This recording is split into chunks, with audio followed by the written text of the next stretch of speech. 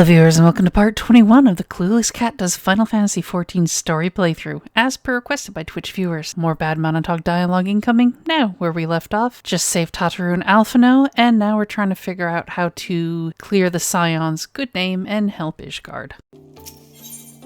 Disclosure. Lord Harshaphon thinks you could do with a well-deserved rest.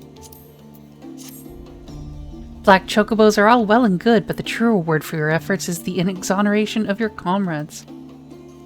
They shall be released upon the completion of certain minor formalities, which I mean to see to personally. In the meantime, pray return to Fort Tom's Manor. The Count has done so already and will doubtless be eager to discuss the day's events.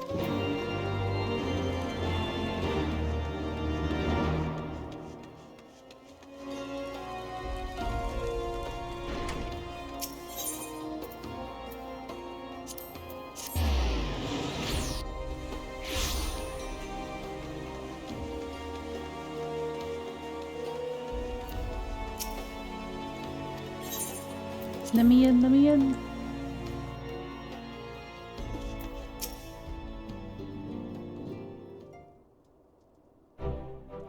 Helone smiles on us yet again, mistress, guiding you to victory and setting your comrades free. I confess I did fear for your safety, which is not to say I doubted your prowess, you understand. I merely knew the strength of your opponents. You do have a habit of exceeding my expectations. Besting two of the Heavensward while the city's elite looked on? By the Fury. Anyone who hasn't been paying attention to you will surely do so from now on.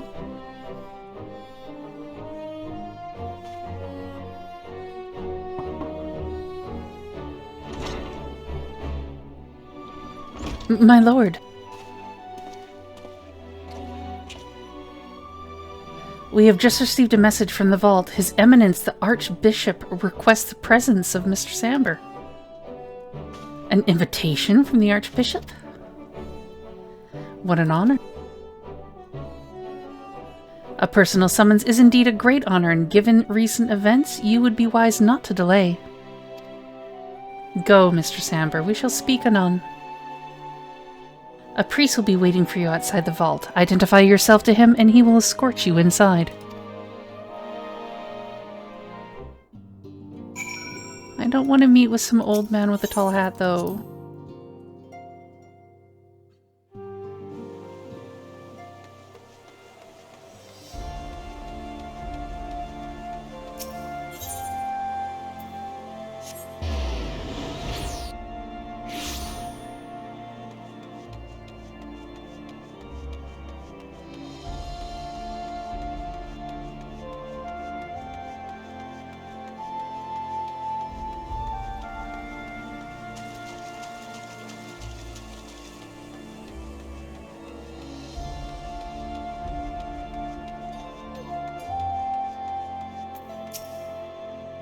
We are honored to receive you, Mr. Samber. This way, please.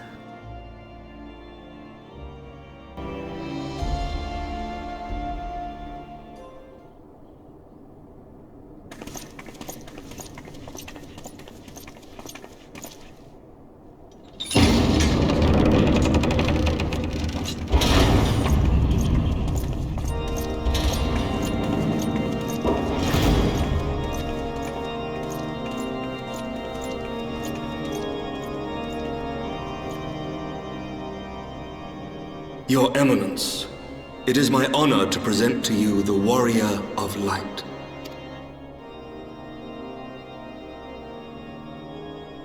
I have heard the tales of your many grand endeavors. The Lord Commander has also been most effusive in his praise. I am Thorin VII, Archbishop of the Ishgardian Orthodox Church, and I bade you come here that I might offer my personal apologies. You will forgive me for not calling upon you as courtesy would dictate, but as you can see, my more sprightly days are long behind me. But I digress.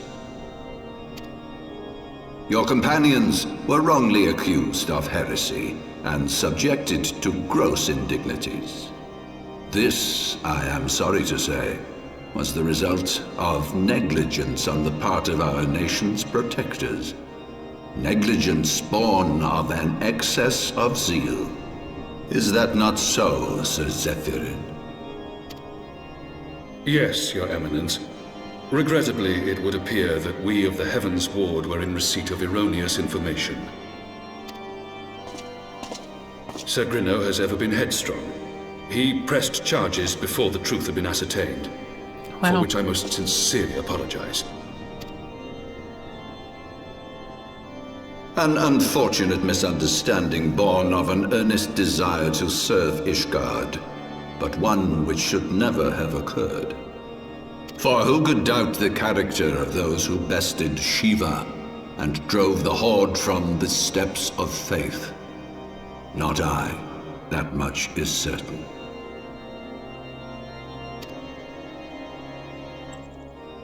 That will be all, Sir Zephyrin. I would speak with our guest in private. Your Eminence,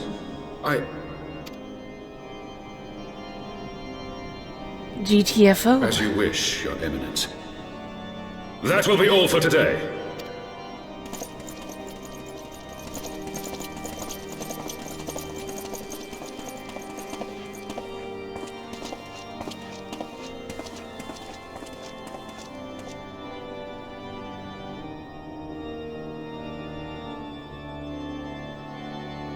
Privacy is a luxury rarely afforded one in my position.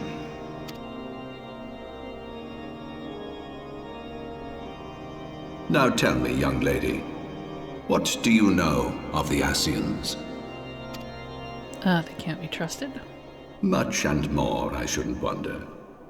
Being the bringer of light.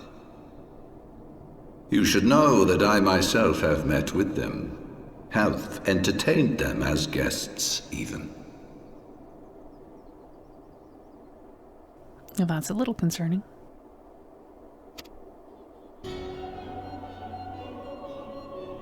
Those harbingers of chaos and strife offered us power that we might continue our war against the dragons. I have no intention of aiding their cause, of course, nor less of being their puppet. Yet, were I to refuse them outright, I should learn naught of their true objectives and remain powerless to stop them.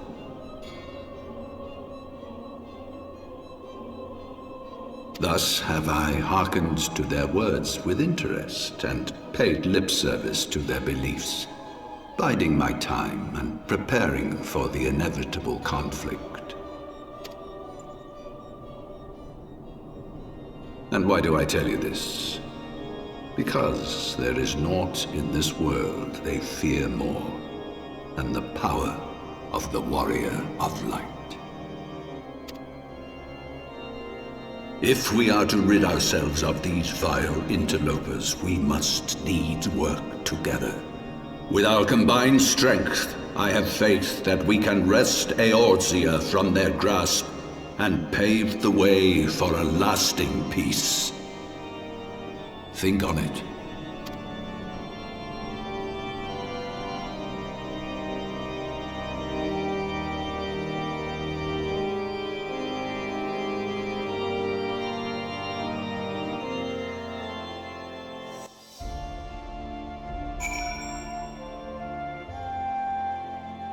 Not the kind of peace you're looking for, though, geezer.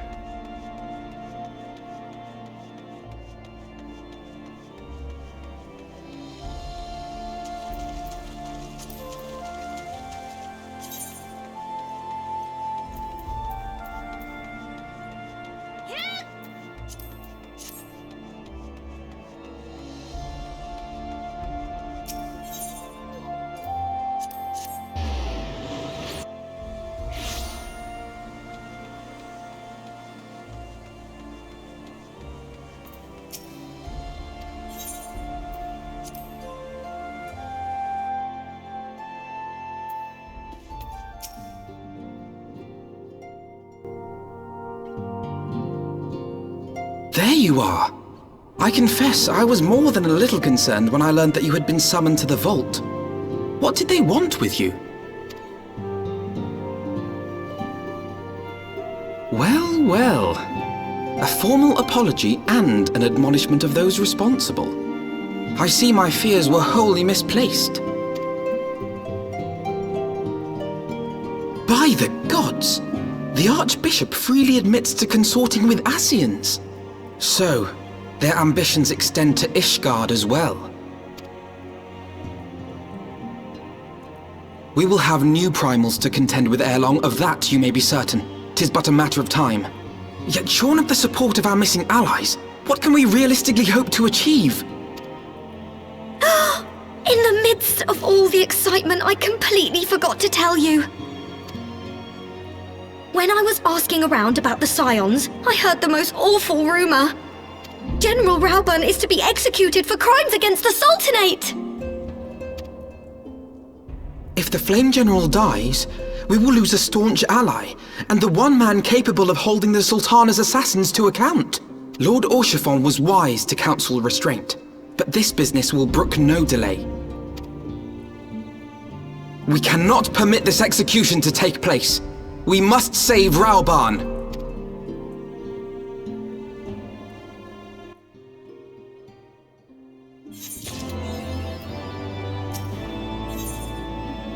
Flame General Affairs. Alphino wishes to share his plan of action for rescuing Raubahn.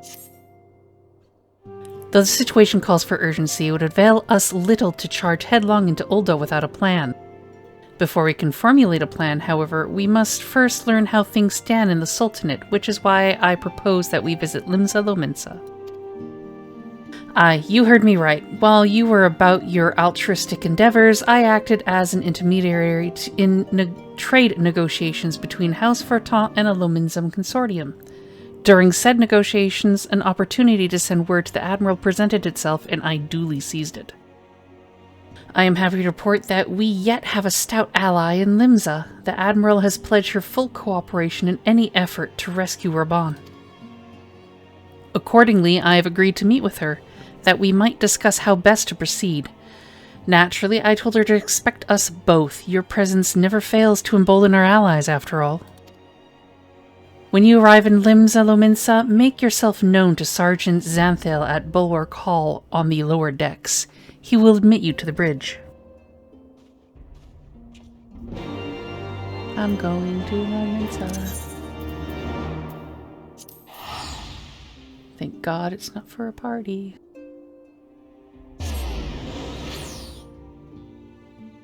Because we know how well that went last time.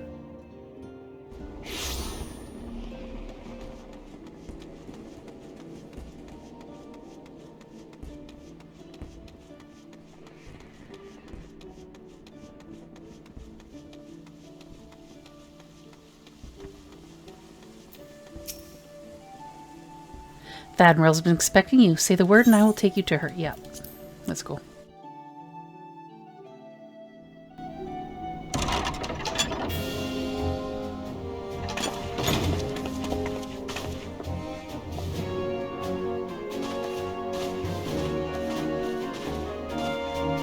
Friends, 'tis good to see you safe and well. I will admit I had not counted on you seeking, let alone finding refuge within the Holy See, but full glad was I to learn that you had. Thankfully, we had allies there who took us under their wing, and theirs was not the only aid we receive, I suspect. When we fled Ul'dah, we fully expected to become wanted men, known to all and hounded at every turn. Yet that did not come to pass. On the contrary, 'twould seem the charges against us have not been made public. Might we have you to thank for that, Admiral? Sharp as ever, Master Alphino. On Marshal Terrapin's urging, the Elder Seed Seer and I demanded that the Syndicate suppress news of the Scion's alleged crimes until such time as irrefutable evidence could be found. Our argument was simple. Lacking proof, to accuse the saviors of the realm of so unlikely a crime would have the people up in arms. In their wisdom, the Syndicate agreed, as you yourself have seen. There is something you should know. Some few days prior to the banquet, the Elder Seedseer and I were summoned for a private audience with the Sultana. There, she revealed her intent to announce her abdication, that she might pave the way for the establishment of an Uldan Republic. What? But such an announcement would have plunged the entire nation into chaos. She was well aware of that. 'Twas for fear of what might ensue that she summoned us. Her Grace wanted the Elder Seedseer and I to lend Raubahn a helping hand, you see? To aid him in preserving the peace during the transition. So, having somehow caught wind of her plan, Lolorito and Teleji plotted the Sultana's assassination in the hope of maintaining the constitutional status quo. But they must have known that her death would sow as much chaos as her abdication. Chaos from which Teleji alone might feasibly stand to profit. Surely Lolorito would never knowingly... Could it be? I dare not hope.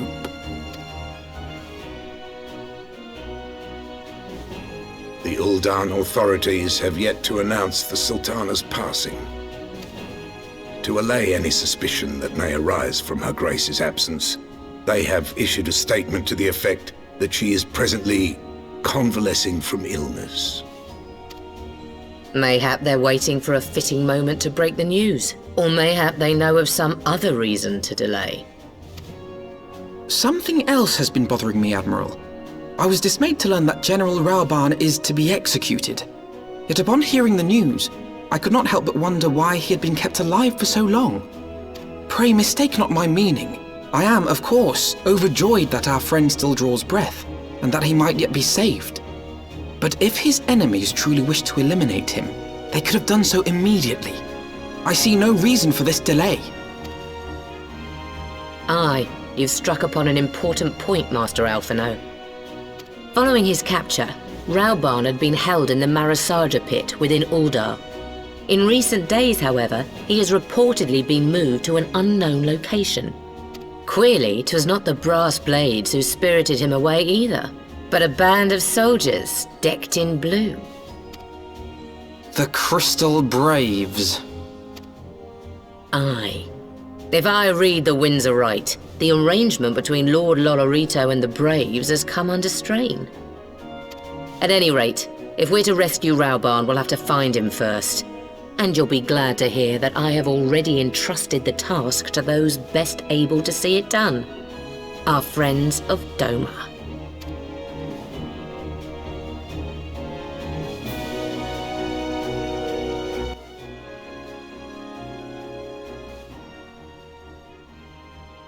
Raubann's survival is vital to the Eorzean alliance. We can ill afford to lose him.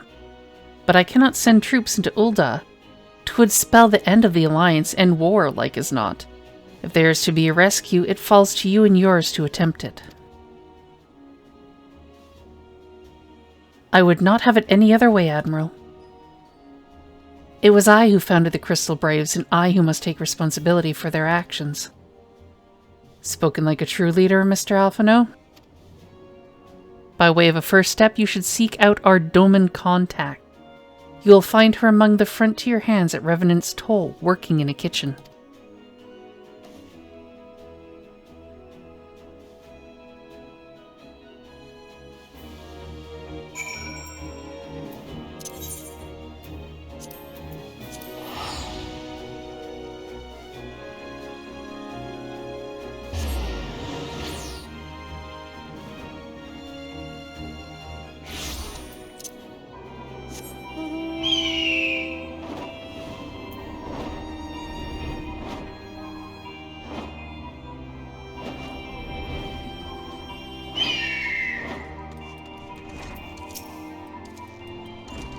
Mr. Samber, I knew in my heart that you were safe, but to see you again in the flesh, words cannot well express my relief.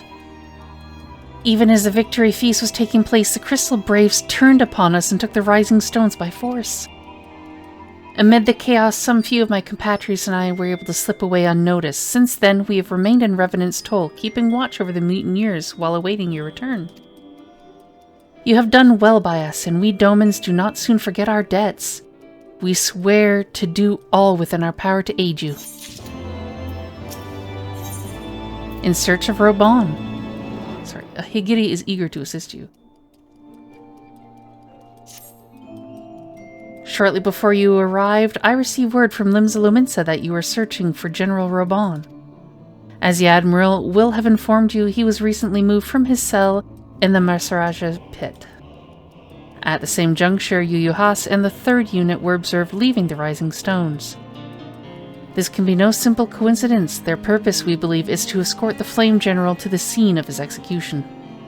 Suffice it to say, we have people shadowing the 3rd. If you would join the hunt, pray seek out Dware at Highbridge, where I too am bound.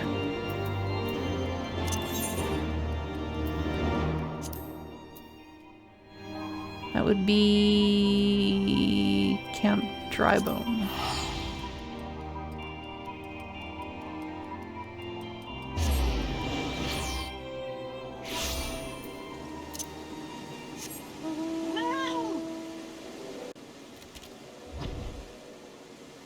At least this time I didn't forget that I can fly.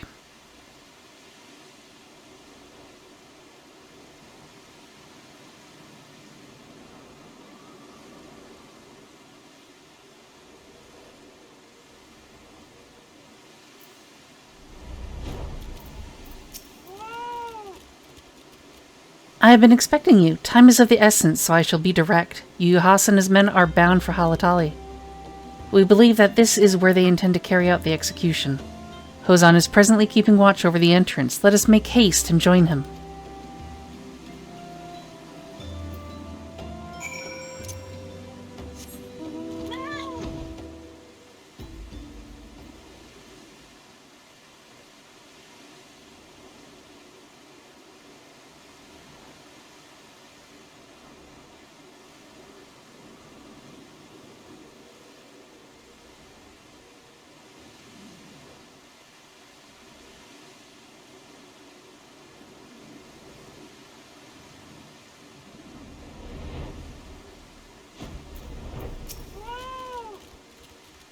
You come at a good time, my friends, but moments ago the traitor Ilberd arrived and entered Halatali. From this, we may be certain that General Raubahn is being held within. Keeping the flame alive. Hozan would brief you on the mission to rescue Raubahn. There is no time to lose. General Alden may be executed at any moment. You must enter Halatali and free him from his captors. Please, see to your preparations and tell me when you are ready to proceed. One of our own will accompany you inside. Let's do Red Mage.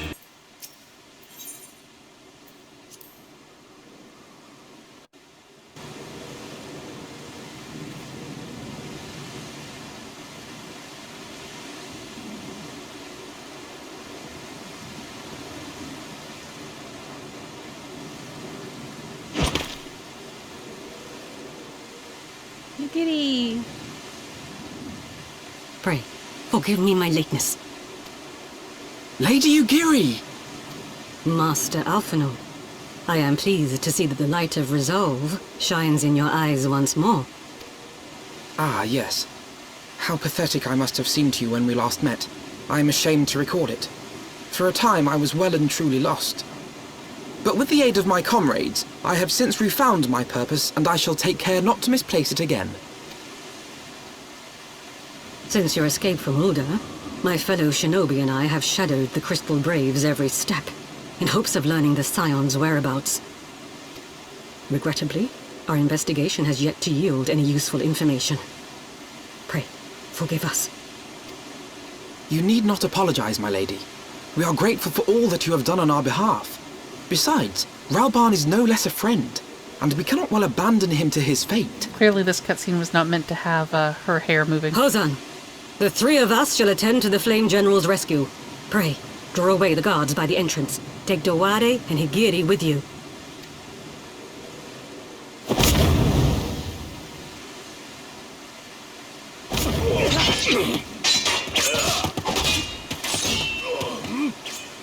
With me!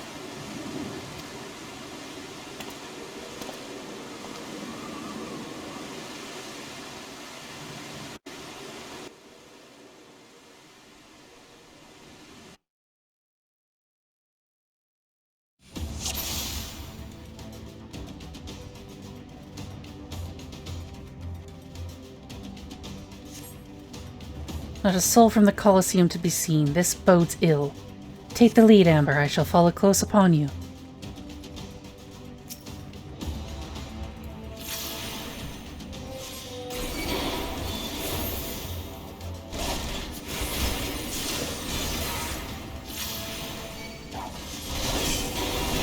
Away with you!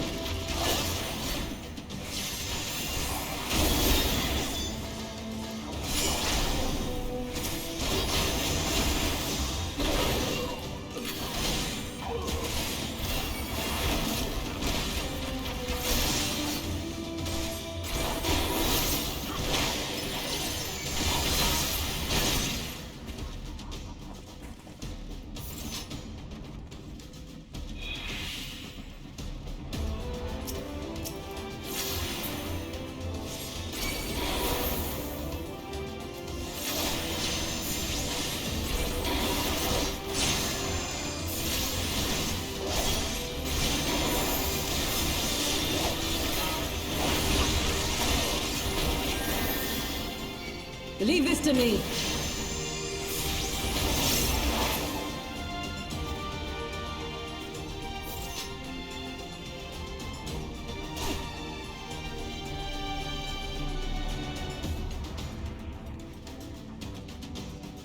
The General, but where are his captors? I mislike the look of this.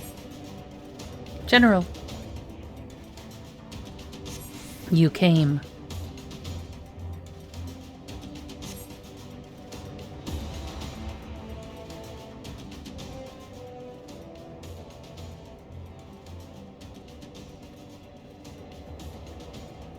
He is bound by some manner of magitech device, yet I dare not force it open. It may well be booby-trapped.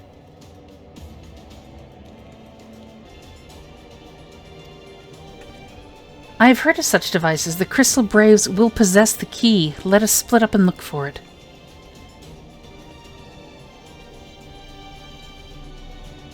And that will not be necessary. Pray, do not take it personally, my friends. You are victims of harsh economic conditions. Haply you will not suffer for long. This poison will convey you swiftly unto the bosom of Thal, where I hope to join you after the passing of many prosperous years. I'm gonna punt that little son of a...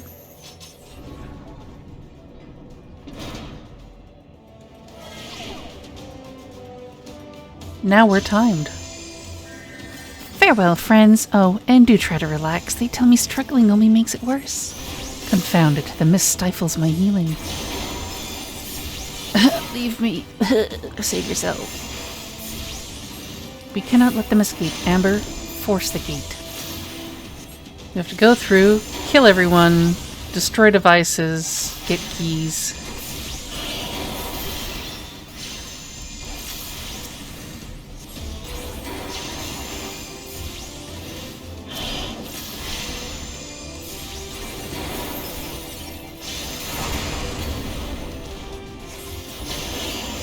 Ha! The way is clear. The mist remains. We must stop it at the source. I shall tend to the General. Pray, see to the mist and the key. The Braves have the key.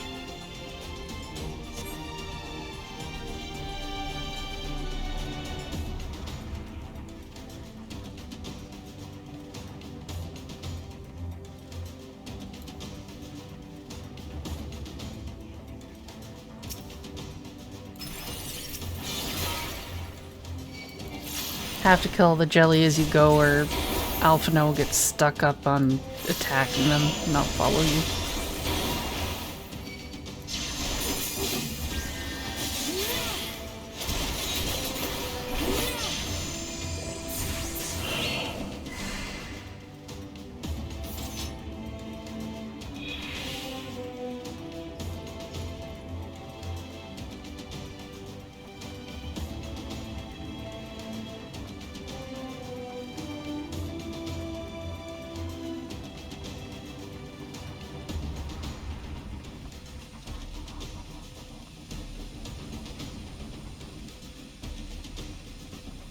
And there's a device.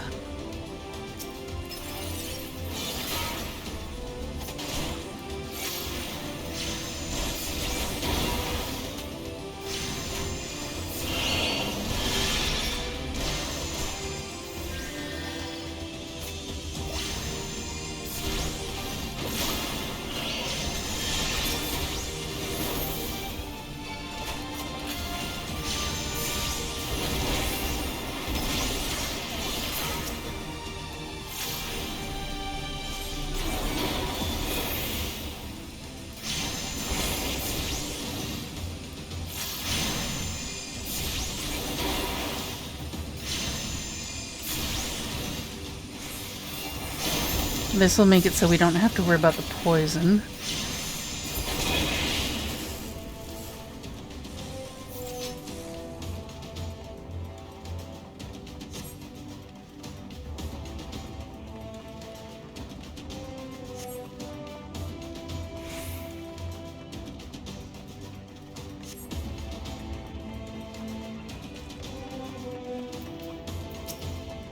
Brave first, or the Conjurer first.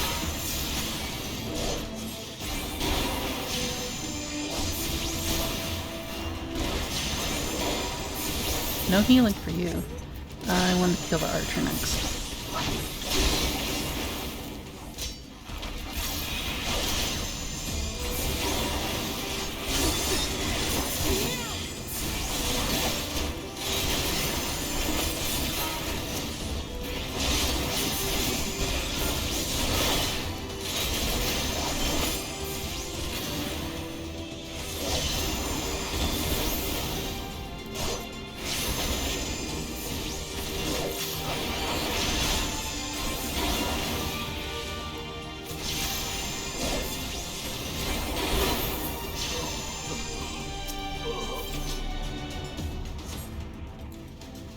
Okay, back to Raubahn.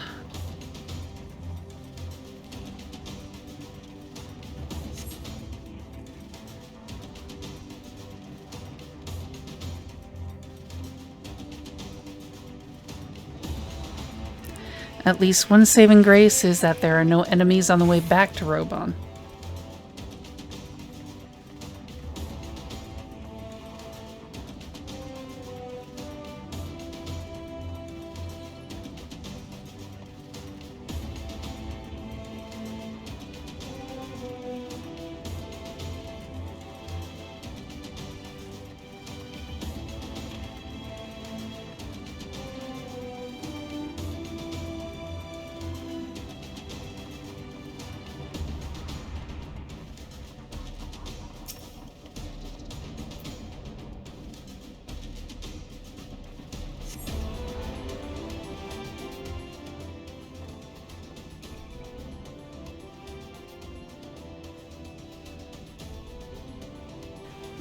Thanks.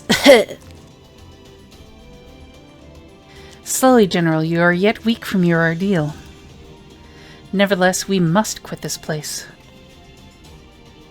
I should have known. What are clever contrivances to the warrior of light. Well done, hero. Oh, I want to knock his teeth out, every single last one of them. And punt the little one. Ill bird. You mean to struggle on, then? Very well. If you would stand in my way, I will cut you down like all the rest. Come, scions, let's get this over with.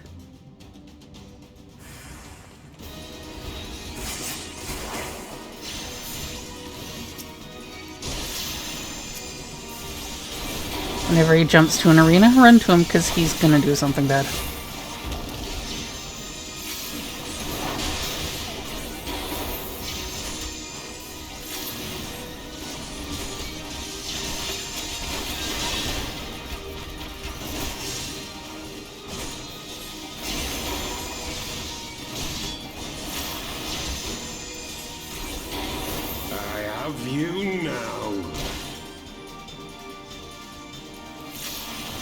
It is nothing.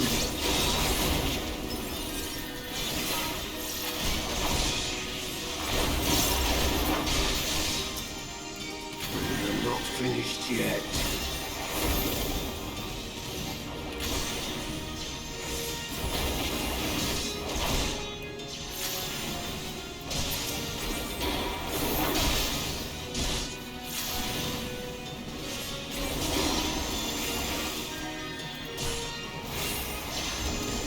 I'll tear you limb from limb.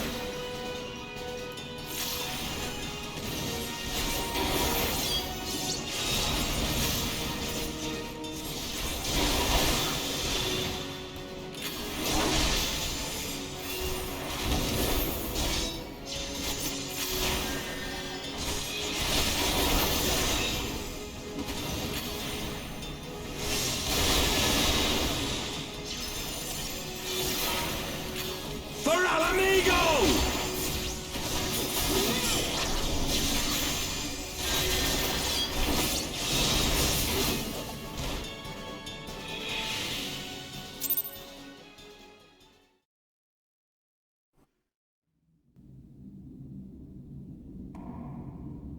This changes nothing.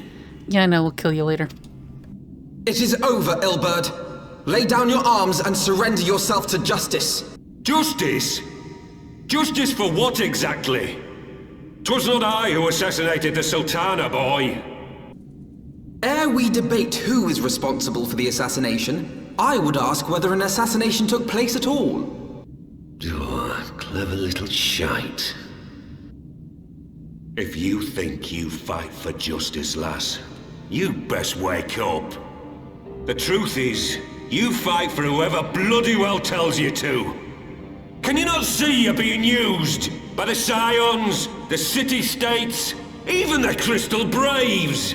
They none of them care a whit what you want. Only what you can do for them. And how do I know this? Because I'm the same. A pawn to be used as my masters see fit. All I ever wanted was to liberate my homeland. And I ate dirt to make it happen. But what have I achieved after all these years in servitude? Nothing. Not a bloody thing! If we ourselves are not free to think and to act, how are we ever to reclaim our homeland? Know this. There is nothing I would not give to take back Alamigo. Nothing!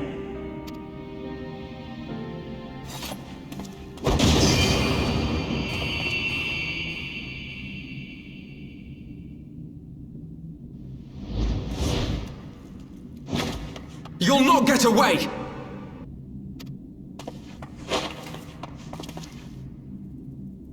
No, Master Alphino. Now is not the time.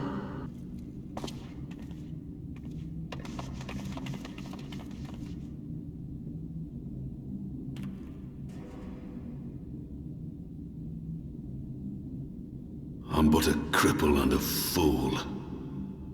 And still you came for me. I'm in your debt.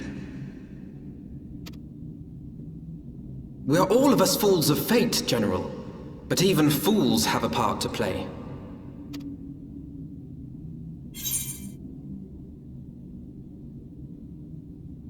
We stand with you. Rest assured, I was not planning to die till I'd avenged the Sultana. Still, your words are welcome, lass.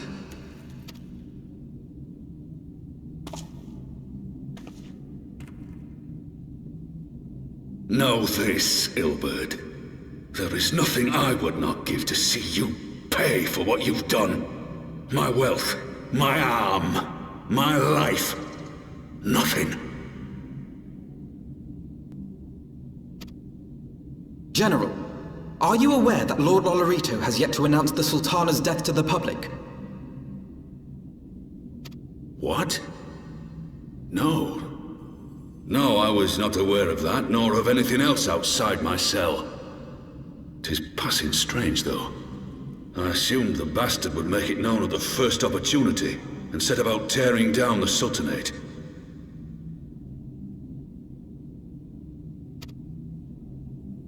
As did we all. And it is indeed strange that he did not. Strange, or perhaps revealing. Now, I have no conclusive proof, nor do I wish to give you false hope, but I have reason to believe that Her Grace may yet live. What? But how can that be? Forgive me, friends, but it is not safe here. Let us continue this conversation without.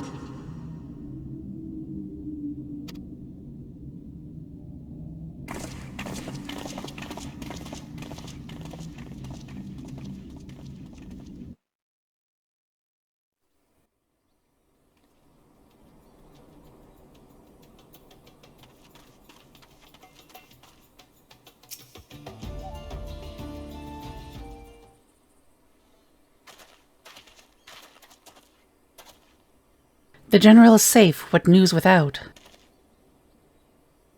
My lady, the guards have been subdued as per your command. We have since kept watch over the entrance. There has been no further activity.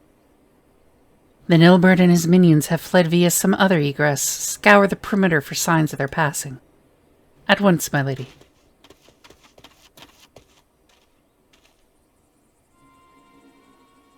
General Alden, I presume, and the signs of the 7th dawn.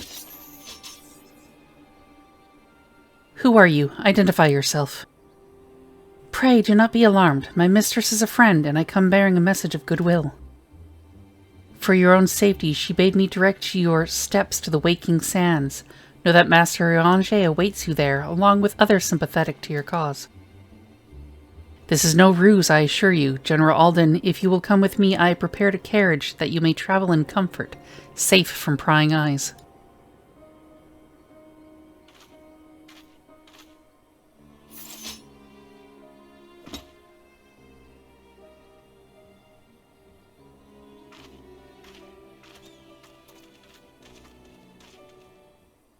Speak with Master Alphino first. Damn it.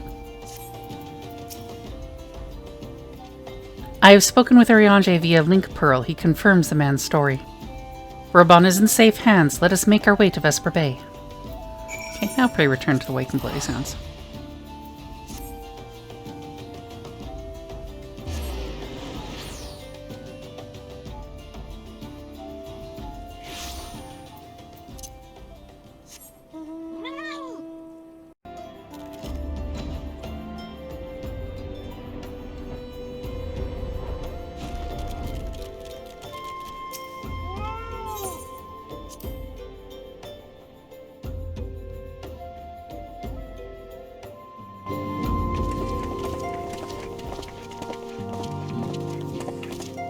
My dearest friends, praise be unto the 12 for delivering you from the clutches of treachery.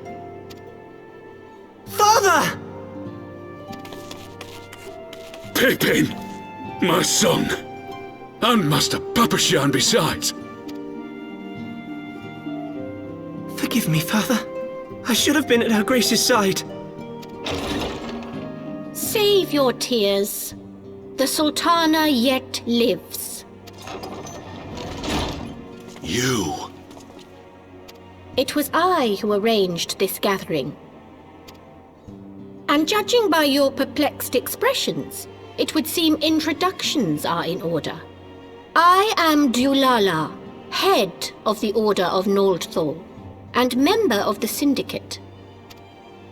What you said about the Sultana, is it true? Is she alive? Young lady, I understand you were with the Sultana when she drank from the poisoned goblet and collapsed. Would I be correct in assuming that you did not personally verify Her Grace's vital signs? Why ask when 'tis plain you know the answer? Calm yourself, General, and let me finish. The truth is not as you imagine it. You are all victims of a most ingenious ruse. A ruse conceived to eliminate the threat posed by Teleji Adeleji. 'Tis my belief that Teleji plotted the Sultana's assassination alone, but that Lolorito caught wind of his plot and exploited it to his own ends. He sought to manipulate you into eliminating Teleji for him, and you duly obliged. At one fell swoop, he removed his two foremost rivals, all the while remaining above suspicion. God strike me down for a fool. But the Sultana, how can it be that she lives? She lives because Lolorito willed it. Her own lady-in-waiting is but one of his many little birds. By her sleight of hand, the poison was switched for a less deadly draught before it could reach her mistress's lips. Some manner of sedative, perchance, of a potency sufficient to induce a slumber like unto death. Were I to guess, I would say Her Grace is being held somewhere, dreaming dreams of a brighter Uldar, even as we speak. Oh, Nanamo.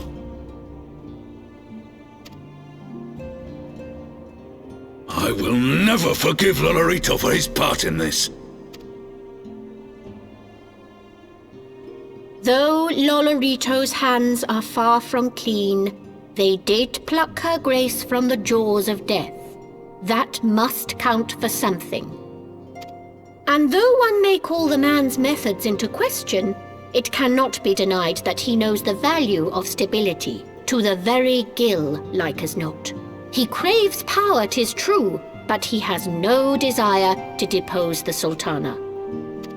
I had never taken sides in your feud with the monetarists, but it was not for want of concern for our nation's welfare.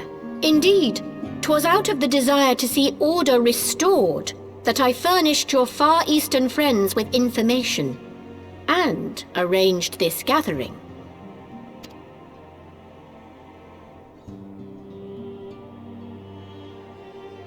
I hope you are ready to work, General, for there is much work to be done.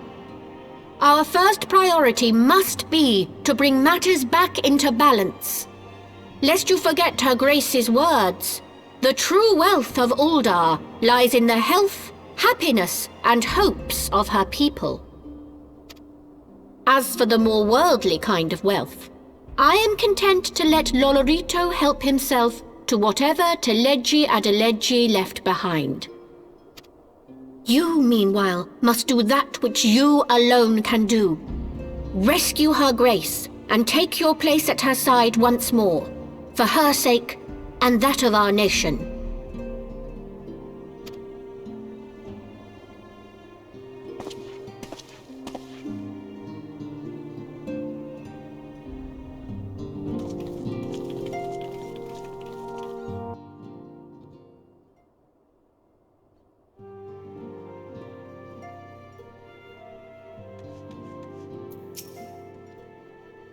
I had not counted on Prioress Delala herself appearing.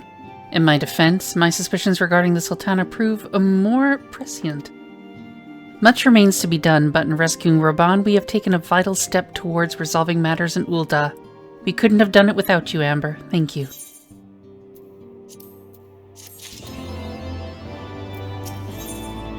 To siege or not to siege, Alphino is distracted by a call on his link pearl.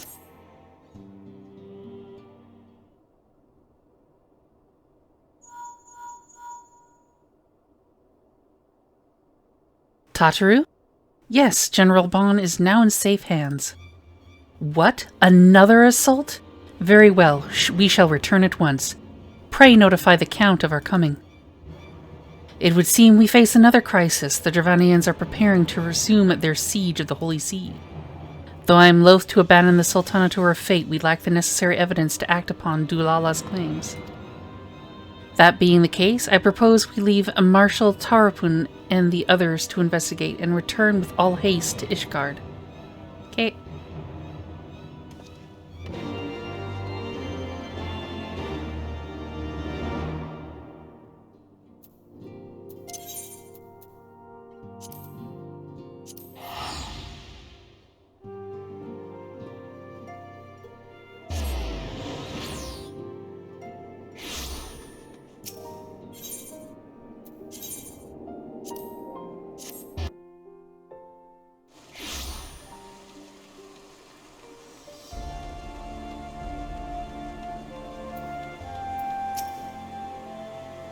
Ah, there you are. Sorry for cutting your reunion with General Raubahn short. I wouldn't have bothered you, but the city's awash with rumors of another Dravanian attack, and Lord Harshfont was desperate to get a hold of you. Speaking of whom, he and the others are waiting for you inside, so you'd better head in.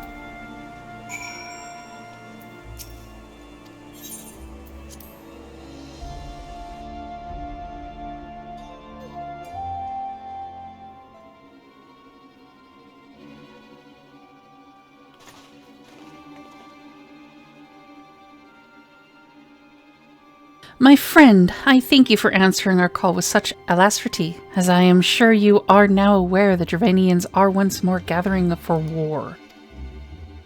Mr. Samber, Master Levier, I must apologize for this abrupt summons, but we thought it best to have Mistress Tataru contact you by the most direct means available. When the Observatorium's bells toll, 'tis a warning that cannot be ignored. The Holy See has ordered that we make ready for battle. In case you haven't heard, a band of trappers returning from the west claim they saw a cloud of dragons big enough to dim the midday sky. Nidhogg's minions gather once more for war.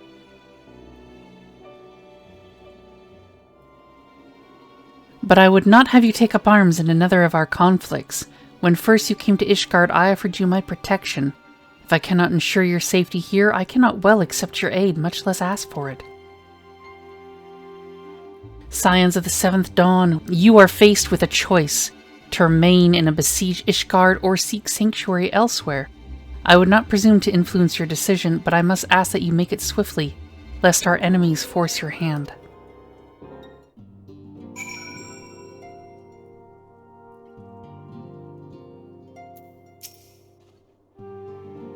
Though we flee to the ends of the world, 'twould seem that no place in this troubled age is free of strife.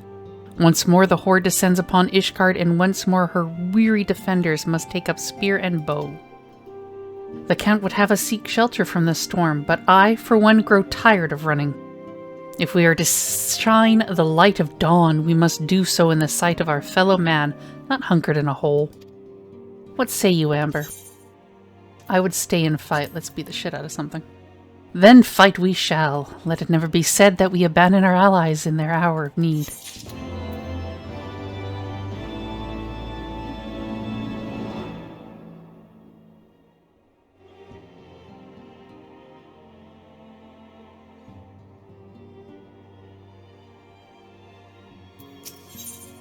Alpha knows way. Alpha knows deliberating how best to proceed. The choice we make this day may have grave implications for our order. It is only right that Tataru should have a say. Come, let us all meet outside and discuss the path that lies before us. She's standing right there. She can have a say.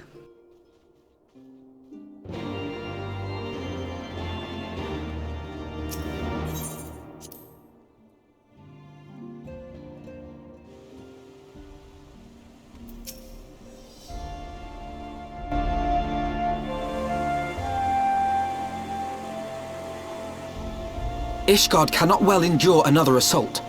Even should her knights succeed in turning back the horde, the casualties will be catastrophic. But what other choice do we have?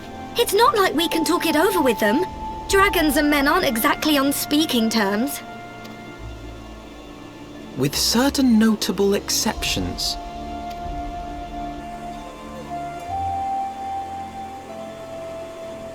You don't mean Iceheart? When last you spoke with her, she lamented her crimes, did she not? Then there remains a sliver of hope. If we can persuade Iceheart to act as our intermediary, we may yet be able to convince Nidhogg to abandon his bloody course. If there is to be a meeting, I would accompany you. Estinien. Even with your intermediary, Nidhogg's blood rage may render him deaf to reason. However, the mere attempt may afford our forces precious time to prepare. Of course, you might also consider a more direct approach to ending this conflict. With the power of the Eye at my disposal, and the vaunted strength of the Warrior of Light, we could conceivably slay the beast outright. If we are to risk a face-to-face meeting with the Dread Worm, I for one would feel safer in the company of the Azure Dragoon. However, I should only turn to your lance if my words failed to find their mark. Is that clear? Perfectly. I shall assume that Iceheart enjoys similar diplomatic protection until instructed otherwise. A word of advice. Think carefully before divulging the particulars of this plan to Sir Emmerich. 'Twould not do to have the Lord Commander accused of consorting with heretics. Indeed. I thank you for your counsel, Estinien. We shall be honored to have you with us.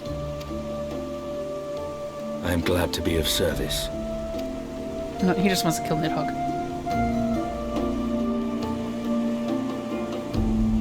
not be of service.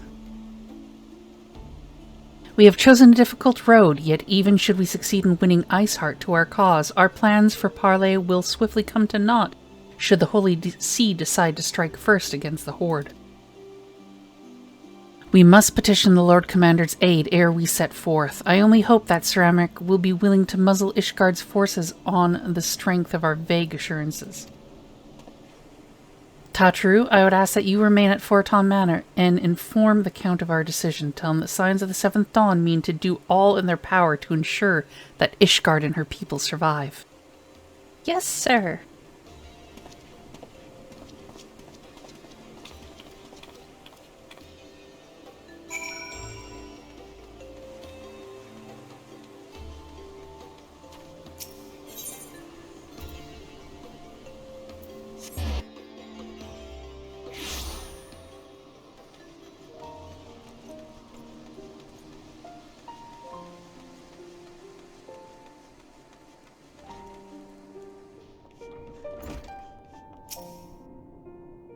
You would speak with Lord Commander? Pray, make it quick.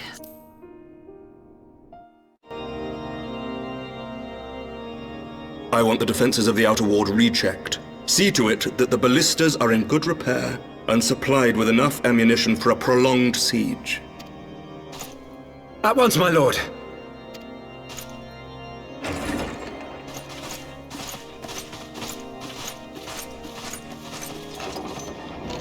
Ah! 'Twould seem I have visitors, and unlike those messing beyond our walls, these ones are welcome. Pray forgive us for interrupting you in the midst of your preparations, Sir Emmerich, but our suit concerns the impending assault. To speak plain, we believe there is a chance the invasion might be halted before it even begins. I can divulge little more at this time, but I must nevertheless request that you advise the Holy See to refrain from launching any preemptive sorties whilst we seek to put our plans in motion. I will gladly lend my support to any endeavor that could spare the blood of my countrymen, but I would know more of the cause you would have me champion. Will you not share aught of this mysterious undertaking? Know that I have offered my lance to aid in this endeavor. I cannot claim that its success is assured, but our actions should serve to delay Nidhogg's advance at the very least. Which is more than can be said for the ill-conceived counterattack advocated by the Sea's more vocal crusaders. They offer glorious death, but little hope of victory. Aye, their proposal does not inspire confidence. Our resources should rightly be spent shoring up the city's defenses. The Azure Dragoon and the Warrior of Light sallying forth together to face the dread worm Nidhogg.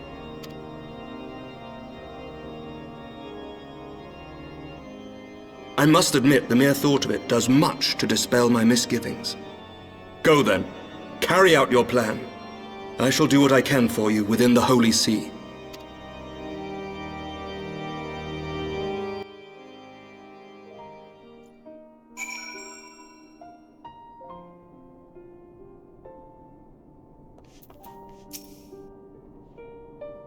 Having secured Sir Emmerich's support, we may proceed without fear of a preemptive Ishgardian attack, which is not to say we can afford to dither. History tells that the Dravanians will attack as soon as their horde reaches a critical size. Before that happens, we must needs track down and win over the Lady Iceheart, and then locate and parlay with Nidhogg. In short, time is against us. If you are ready, Estinien, let us be about our task.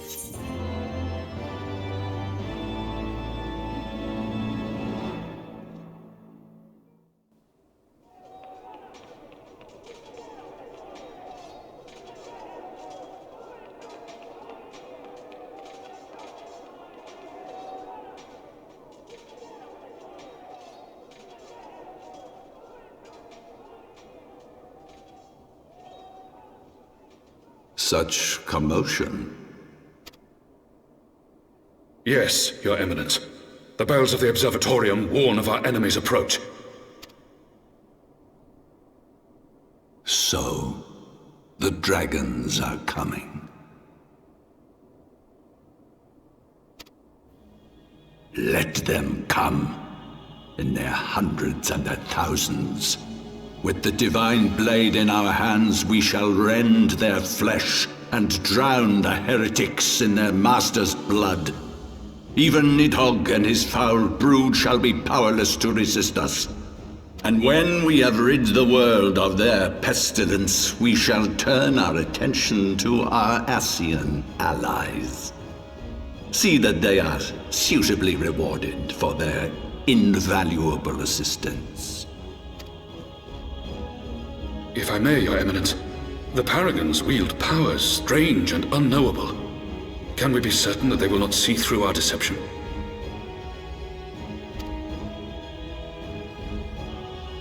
We can be certain of naught save the righteousness of our cause. If you would be a true leader of men, you must possess conviction as well as caution.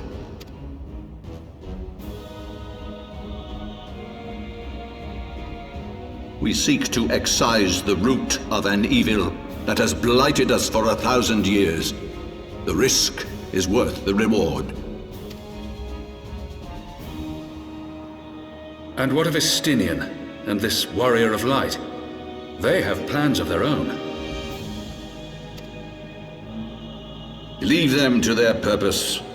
We must each play the role we have been given. You and your chosen brothers most of all.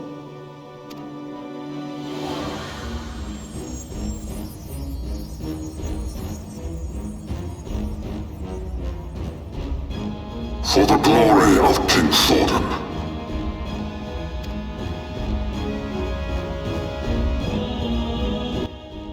He's not king. In search of Iceheart, Alphino would see to one final matter before setting forth.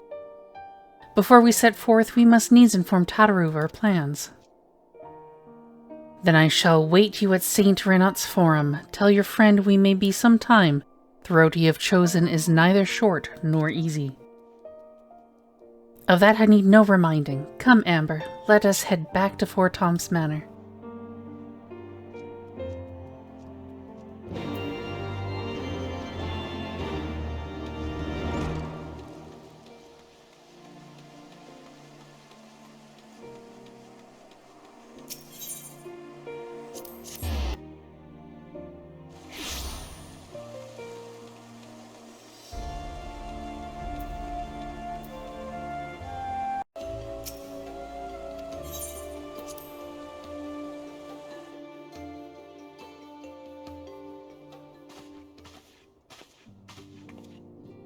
Our course is set, Tataru.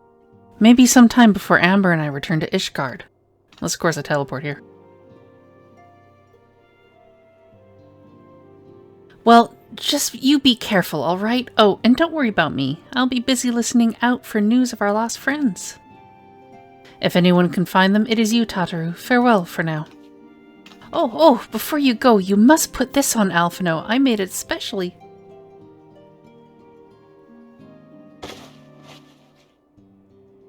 No, I cannot possibly... Very well. Oh, look who's got new threads. Looks better. By the 12, it fits perfectly, and the quality is actually rather good.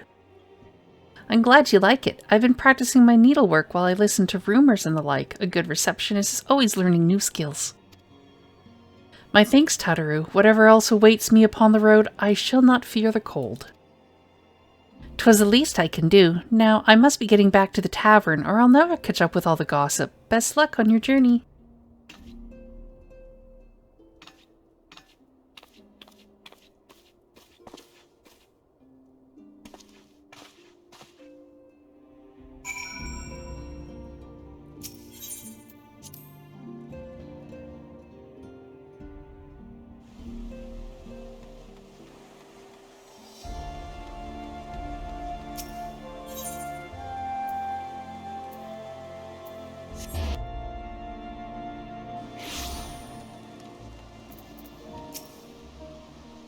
You have said your farewells, then?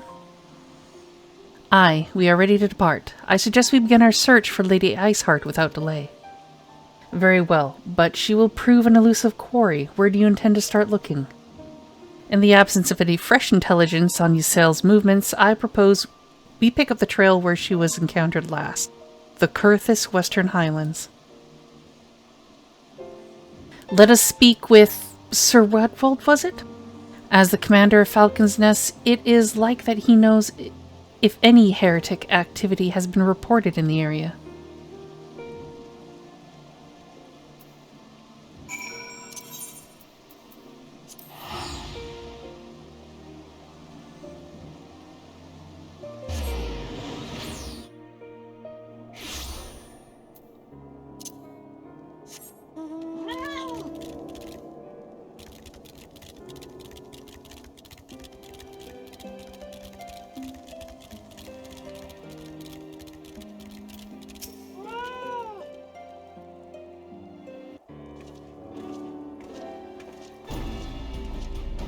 Well, well, Mistress Amber, what business brings you back to Falcon's Nest? Judging by the company you keep, it can be no trifling matter. The Azure Dragoon I know, of course, but I do not believe I have met this young gentleman. Afano Levier at your service, and you are not mistaken as to the gravity of our mission, Sir Redwold. As I am sure you are aware, the Observatorium has warned that the Dravanians gather for another assault.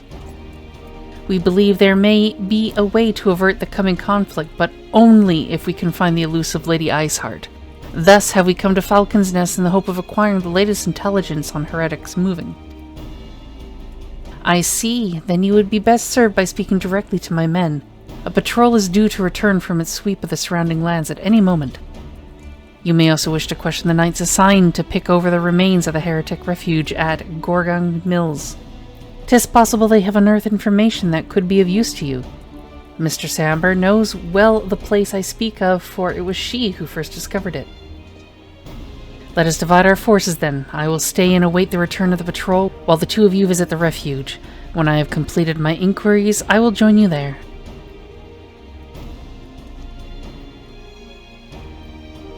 A wise use of our time. Come, Amber. I am eager to learn what Sir Redwold's men have found in the heretic's lair. Okay.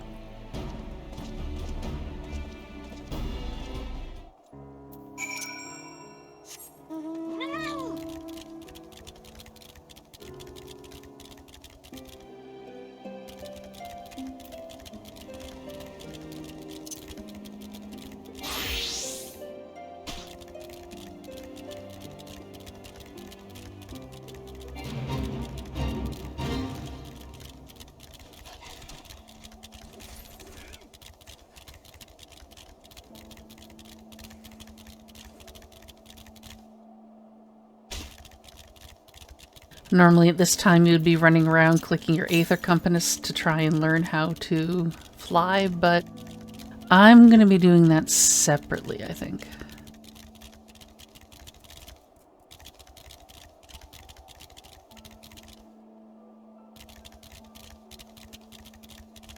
I mean, don't worry, it's going to be covered, just not right now.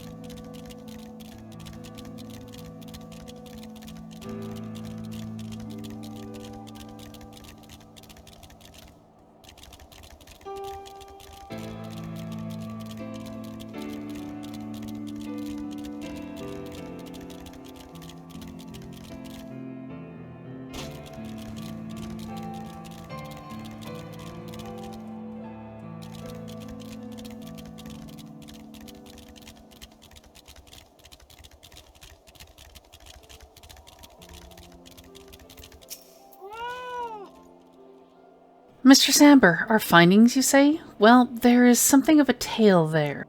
No sooner had we chanced upon a promising-looking sheaf of letters than we were ambushed from the shadows by great white beasts. 'Twould seem the heretics foresaw our coming and left behind their pets to discourage further investigation. Several of our number were badly wounded. And you cannot carry out your duties until the creatures are slain. We have not the time to wait for reinforcements. Let us deal with these pets ourselves, Amber.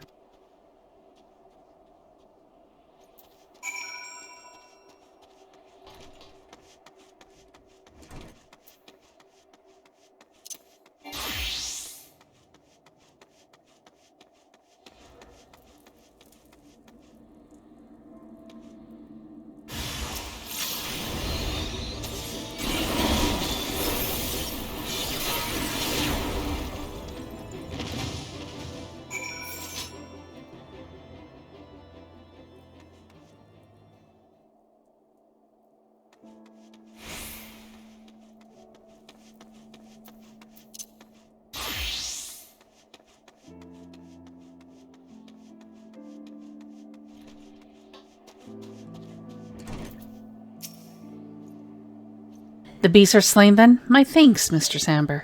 There's 2 of them. We may return to our duty without fear of a mauling. You guys suck if you couldn't handle that. From one heretic to another, the expedition leader has a promising lead to aid you in your search for Lady Iceheart. You wish to track down Lady Iceheart, is that not so? The records we discovered ere those beasts mauled my comrades appear to be some manner of correspondence. We had not the luxury of pursuing their contents more closely, intent as we were on surviving an onslaught of fang and claw. But I'd wager those epistles contain more than friendly salutation betwixt lonely heretics. My interrogation of the patrol proved fruitless. Either we divine some clue from these letters, or we wander the snowfields and pray that the gods lead us right into Iceheart's door. 'Tis hardly a choice at all.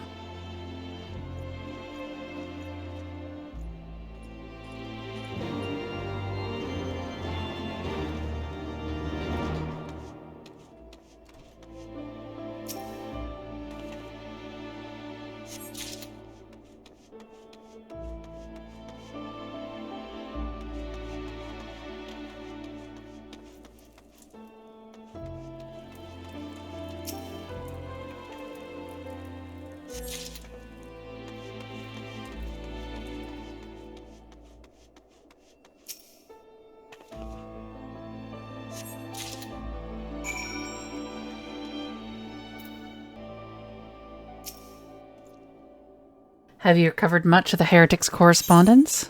Yeah, 3 papers. Splendid! Added to the contributions from Master Levier and Sir Estinien, we now have more than 12 letters. They got more than me? Oh, those jackasses.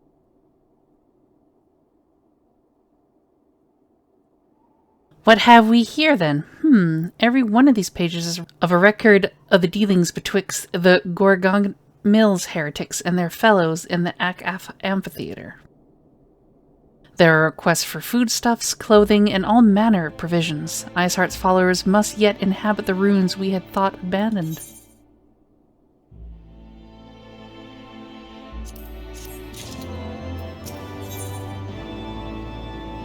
Sounding out the amphitheater. Alphino seems intent on traveling to the XIV amphitheater. The XIV amphitheater, the very place where you witnessed the manifestation of the primal Shiva, was it not? If that is our destination, the journey will be long indeed. The amphitheater lies on the other side of a treacherous tract of ice and snow that cannot swiftly be crossed. Then we must place our faith in the Aethernet. As you may recall, our dear friend Moonbrita succeeded in recreating the XIV beacon after it had been destroyed by Lady Iceheart. At the time, it was assumed that the resultant aetherite would only be temporarily viable, but given that the heretics of Gorgona Mills seem to have been in regular contact with their brethren at the amphitheater, I'll wager it still functions. I suggest we make for the aetherite within Snowcloak without delay.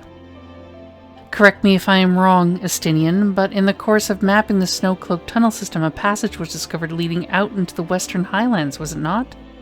Might it be possible for us to reach the aetherite from this side of the wall? It should. House Durandare posted soldiers at the Western Highlands entrance after the tunnels were cleared, but they will not deny us entry.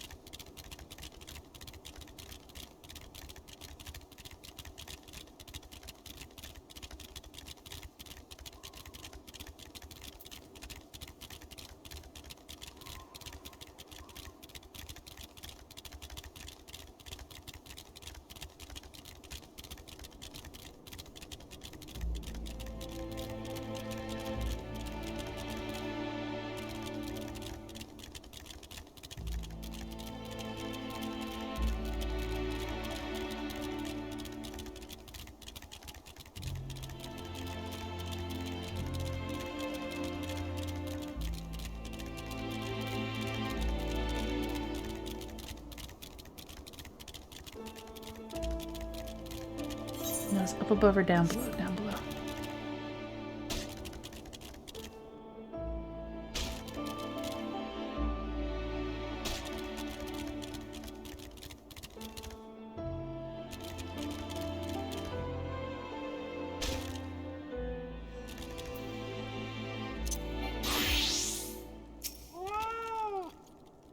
Ah, the guest of House Fortom, accompanied by the Azure Dragoon, no less.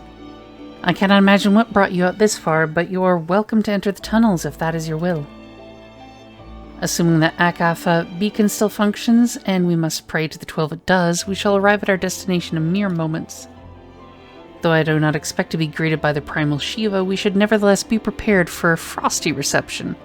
The heretics are not like to rejoice at the appearance of uninvited guests, particular ones with our history. Okay.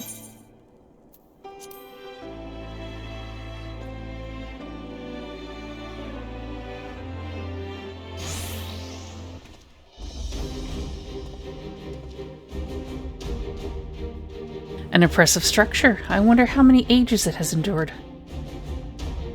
Mayhap you should ask its occupants. They seem a friendly bunch.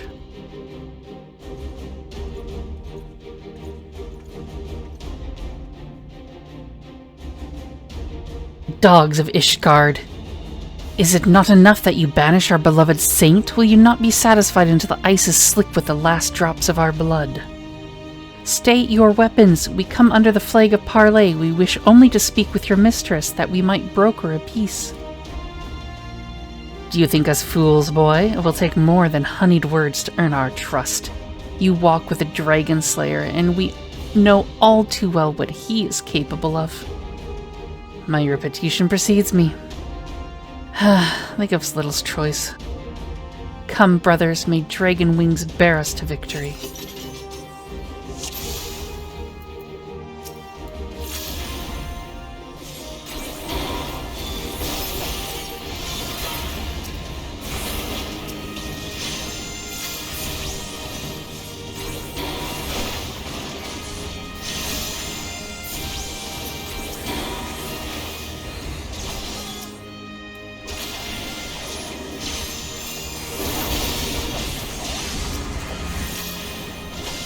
Your guard is down.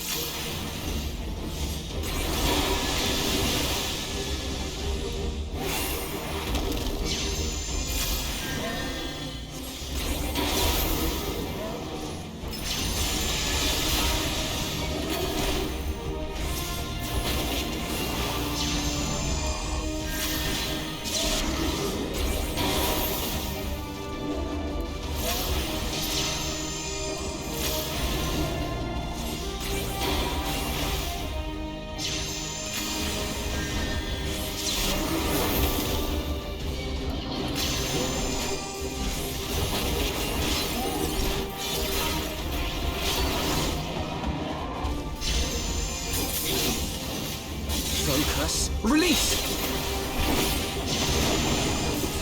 Know your folly.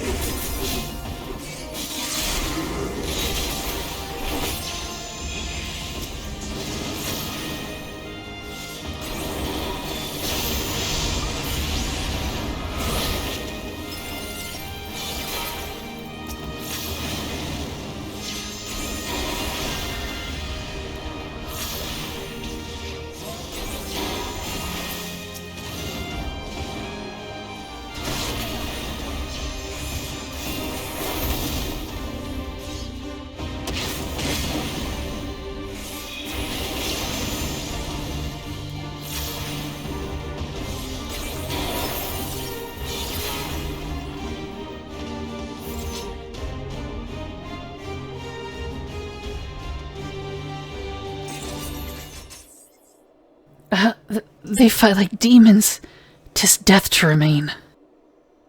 Fall back, brothers. Retreat to the cinders.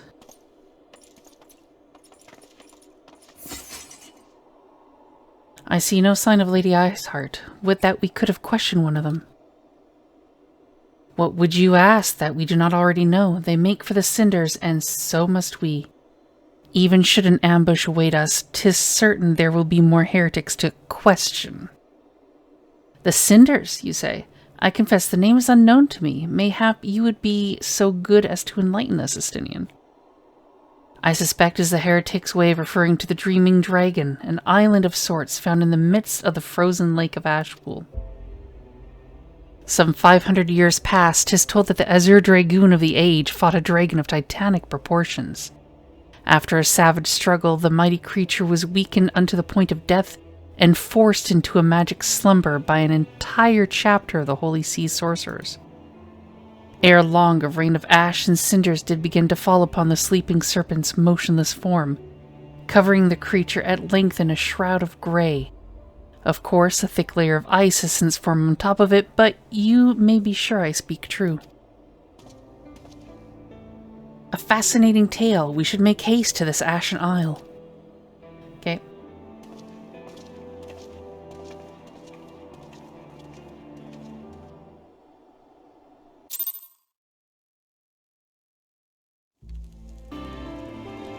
The Dreaming Dragon lies far to the west. Before we approach the Frozen Beast, however, there is another place I would visit first. I am told the convictors have set up camp in Twins Pools. Their leader, Jantalot, may have information to use to us. Ah, but mayhap you are not familiar with that name either. The convictors are dragon slayers, after a fashion, but I am willing to wager that they encounter their fair share of heretics. If we are indeed walking into a trap, I would learn all there is to know of our foe. A sound suggestion. Let us speak with these convictors then and temper our haste with a measure of caution.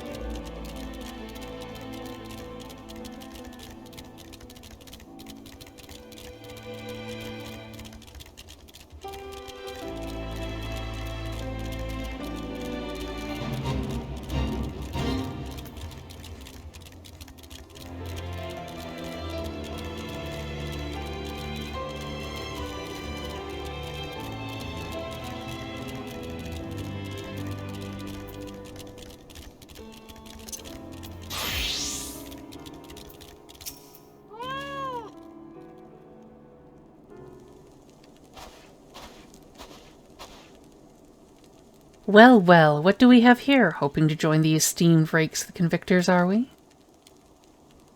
The hard-eyed lass looks promising, but you have a frail look about you, boy. I give you 3 days ere the wilds claim your corpse. I beg your pardon? Be not so quick to judge. I have seen this frail youth fell heretics with a flick of his wrist. And who are you to question my... By the Fury! That armor, that lance, the Zur Dragoon himself graces our camp. Pray forgive my disrespect, sir. I am Jantelot, leader of the Convictors and fellow slayer of dragons. May I ask what winds, fair or foul, carry you into our humble camp?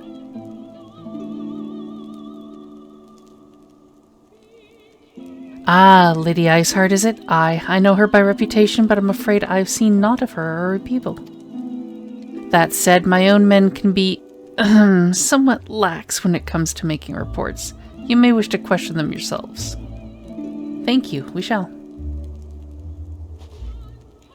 Amber, Estinien, let us make our way through the camp and see what information there is to be had.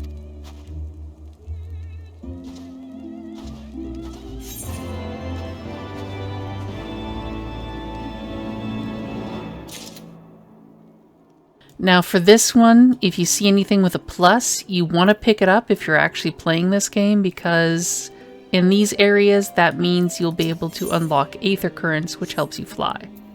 However, as I said, I'm doing that as a separate video, so I'm just going to continue on with MSQ.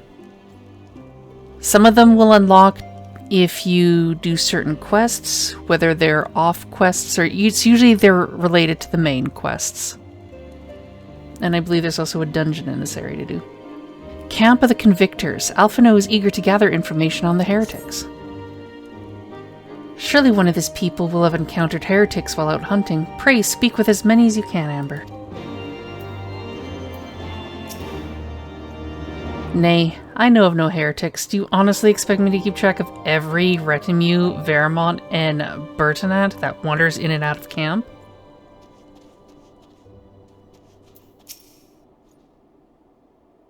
Are there any heretics in the area? I have not the faintest idea. Why, a heretic could pass under my very nose, and I should be none the wiser. I hunt dragons, my dear lady, the big ones. Forever do I scan the skies for signs of my prey. I care not for the miserable creatures that scurry upon the ground.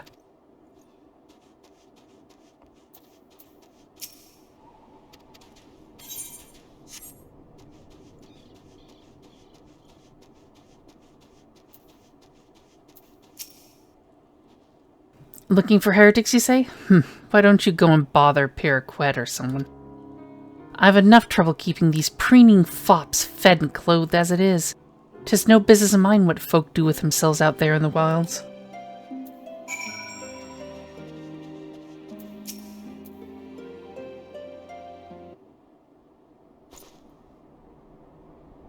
Someone I may help you with, my lady?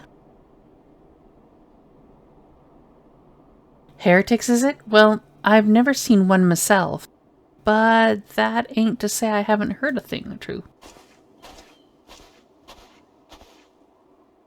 We would be grateful for any information you could share with us.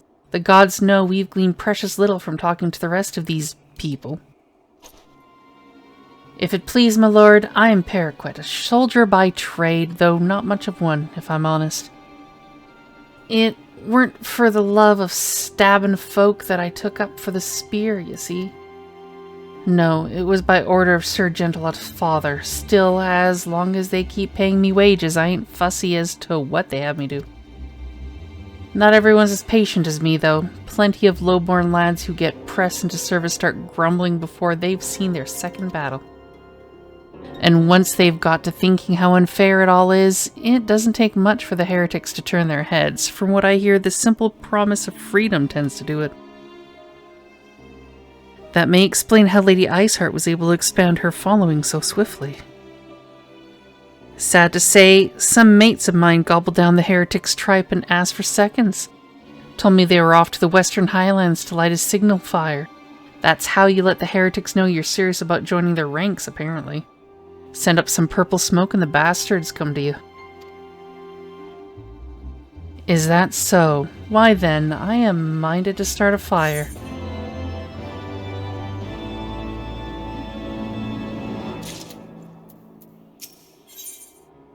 Purple flame, purple flame. Estinien wishes to prepare a signal fire to lure in the heretics. If we are to lure our foes to our position, then we must find a means of producing a signal of purple hue. As it so happens, I once heard the tale of a trapper who dropped the hide of a woolly yak onto his campfire. Aside from the terrible stench, the story also described in detail how the smoke from the smothered flames was tinged a deep violet. You are a monster hunter of some note, are you not, Amber? It should prove a trifling task for you to procure a number of hides. We may need to burn more than one ere the heretics notice our beacon. Master Alphino, you and I shall gather wood for the fire. It will take the both of us to find enough dry fuel in this frozen wasteland. Let us meet again at the Dreaming Dragon with the fruits of our labor.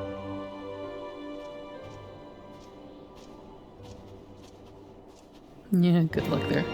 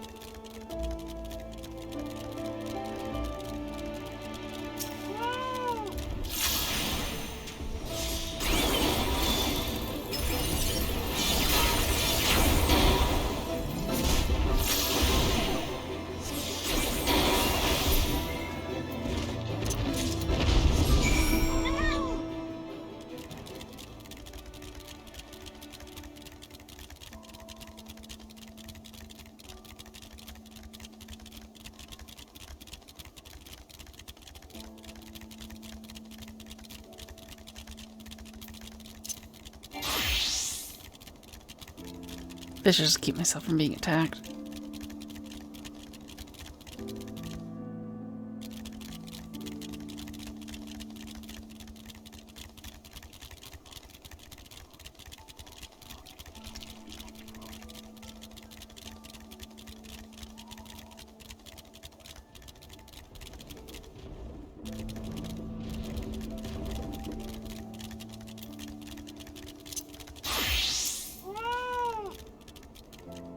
It would seem that collecting firewood is a new experience for Master Alphino. He must have been a privileged upbringing. Have you the hides we need? Yes.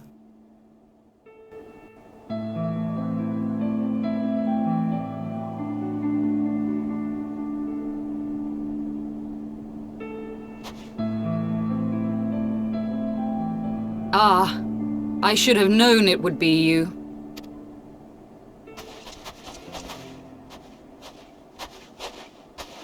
Word reached me of a struggle with a small but well-armed band of trespassers.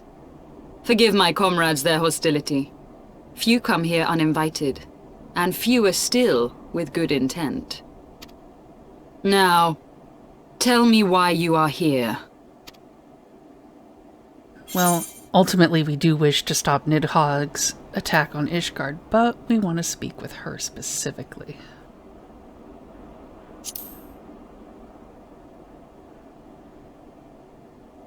So, you seek to stem the Dravanian tide with talk?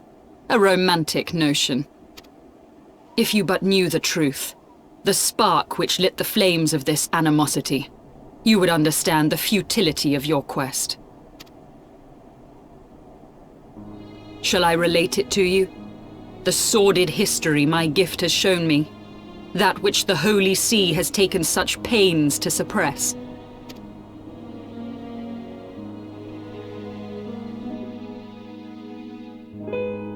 'Twas more than a millennium past when an Elezen tribe first sought to claim the lands of Kurthas as its home. Unfortunately for them, Kurthas was already home to dragonkind, and they were not inclined to make way for the invaders. Thus did a bloody war begin, a war which might well have rumbled on until one or the other side was exterminated, had it not been for the resolve of a single woman. That woman's name was Shiva.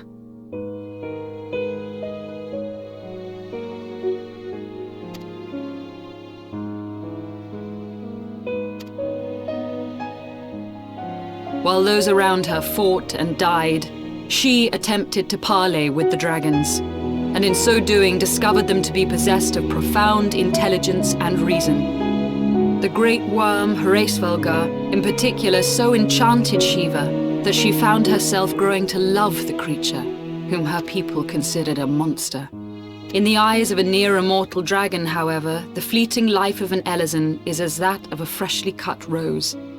Scarce has the flower bloomed before it begins to fade and wither.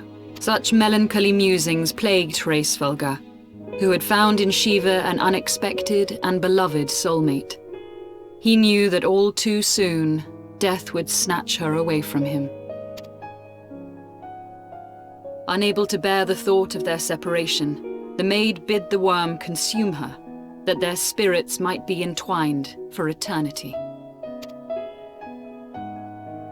Though loath to perform the deed, Hraesvelgar ultimately gave in to her plea, and soon thereafter the tale of their ill-fated love spread throughout the two warring factions. No more could they raise blade or claw against one another, knowing that the souls of their kin were so inextricably bound.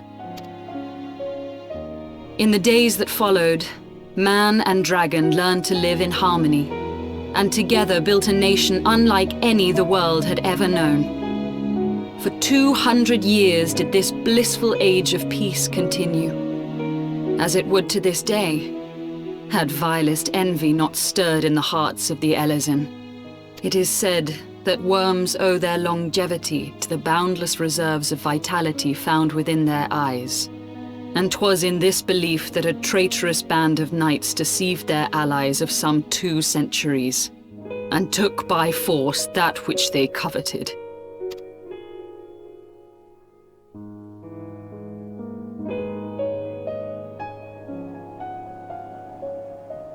Nidhogg, he who now stands poised to unleash his wormlings upon Ishgard, was the great dragon who lost an eye to Elezen treachery. And until he prizes it from the hands of the traitor's progeny, no amount of conciliatory words will stay his fury. You are wrong, Lady Iceheart. Lest you misunderstand, I do not doubt your vision of the past. 'Tis true that Nidhogg greatly desired to reclaim the Eye. Indeed, it was for that very reason that I kept it with me as I roamed the land, attempting to draw him away from the city.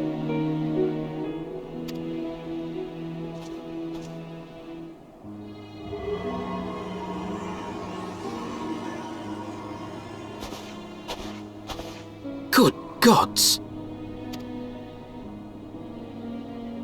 Until recently, Nidhogg seemed unable to resist its allure and pursued me relentlessly. Needless to say, that is no longer the case. Now, it would seem, he has fixed his attention on Ishgard itself, though he knows full well the Eye does not reside there.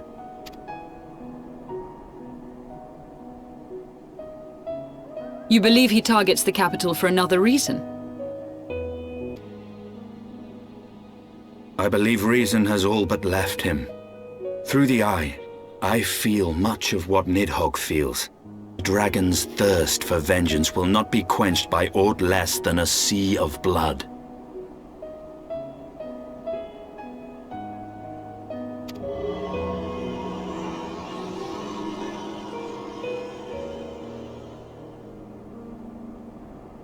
If Nidhogg is indeed lost to reason, might we not seek an audience with Hraesvelgar instead? He has thus far shown no inclination to aid in the invasion of Ishgard, and may yet welcome our efforts to broker a peace. You still believe that a peaceable solution can be found? Very well. I will take you to him.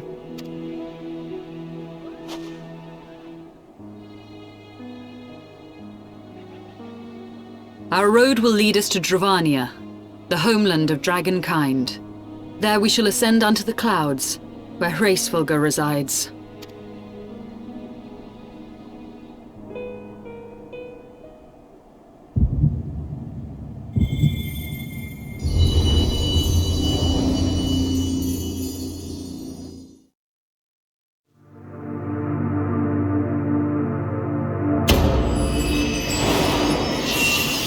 Crystal time.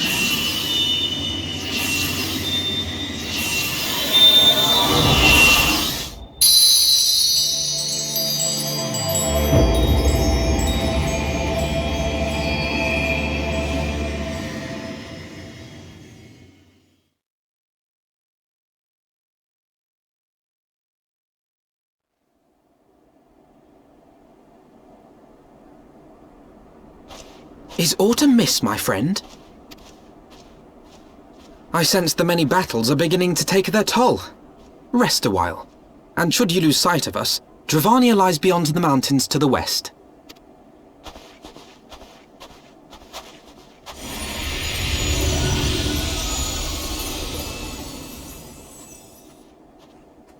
Curious.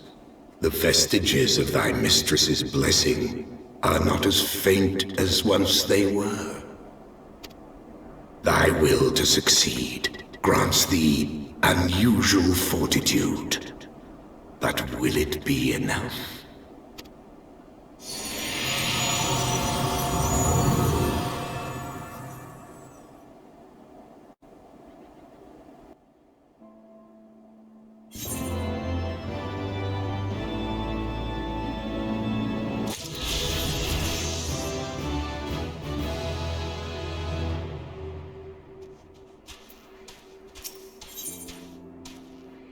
Where the chocobos roam, Lady Iceheart stands ready to lead you and your companions into Dravania. You are Amber, yes? Pray address me as you sail, if you wish. 'Tis passing strange, is it not, that fate should bring us together thus? Never did I think to walk alongside the Warrior of Light. But history is full of such unexpected alliances. Shall we make our way into Dravania, then? The chill of the Western Highlands is unrelenting, and I would sooner be under the sheltering canopy of the Chocobo Forest.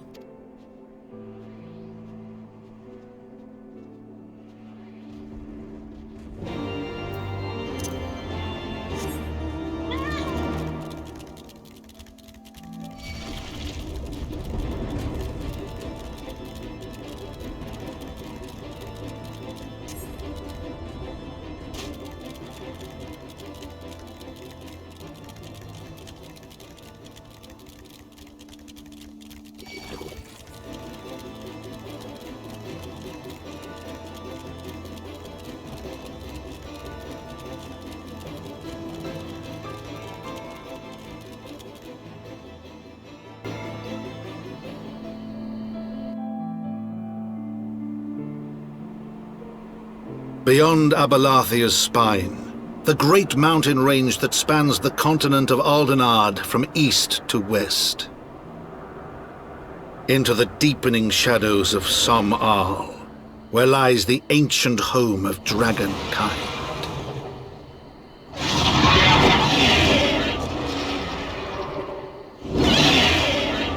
To a land where the soil slithers and the skies seethe with sinuous shapes, they came.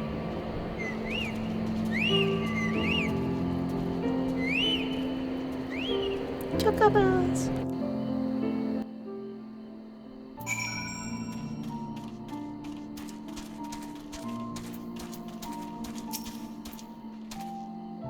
We now stand on the threshold of Dravania. The path to Sohm will take us far to the west beyond the embrace of the forest branches. It will be a long and demanding journey, Might I suggest that we take our rest of the village up ahead and see that we are properly provisioned? There is a village here, but I thought these lands the sole domain of dragonkind. Why would anyone choose to live in so perilous a place? The wild chocobos. Tailfeather was built by hunters who make their living capturing and selling the beasts. Their leader, Marsa-Champ, is an acquaintance of mine. Being a gregarious sort, he will no doubt welcome our arrival, and he will also possess more recent knowledge of the road we seek to travel. I trust there are no objections? Only to this ceaseless chatter. If we are to meet this acquaintance of yours, let us do it before Ishgard burns.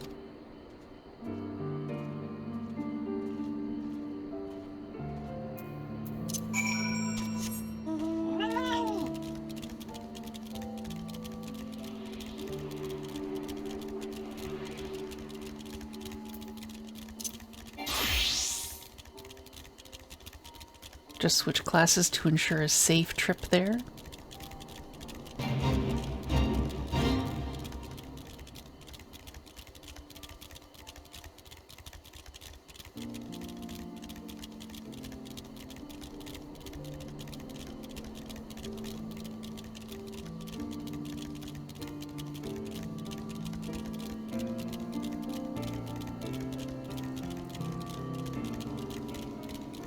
Either right.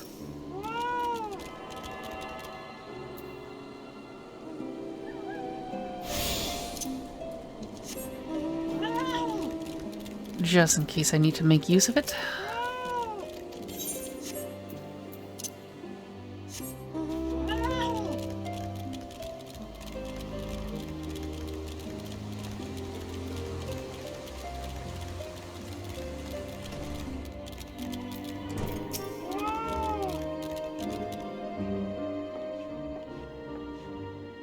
Well, tan my hide and call me Leatherface. We have visitors. Ho ho, and if it ain't the loveliest sail. It's been too long, girl. That it has, Marsa-Champ, that it has. My companions and I are on a pilgrimage to Sohm. Might we stay in Tailfeather a while and prepare for the next leg of our journey? Of course, stay as long as you like. In fact, I wouldn't suggest leaving the forest at all. The dragons have been absolutely bleeding murderous of late. Forgive me, sir, but I am not sure I understand. Do the dragons not bother you here in the forest? Bother us? Did you say I'll not explain things to you, boy? You've seen 'em towering kilometries all about, have you? If we were flying above the canopy, you'd barely be able to see the ground. And as you'd expect, the local wildlife's canny enough to stay hidden beneath the leaves, which is why the dragons do their hunting elsewhere. And we can do ours in peace. I see. Thank you for the explanation. You're welcome. Now, I know it won't stop you sail here, but dragons ain't the only thing you'll need to keep an eye out for, especially if you're set on heading west.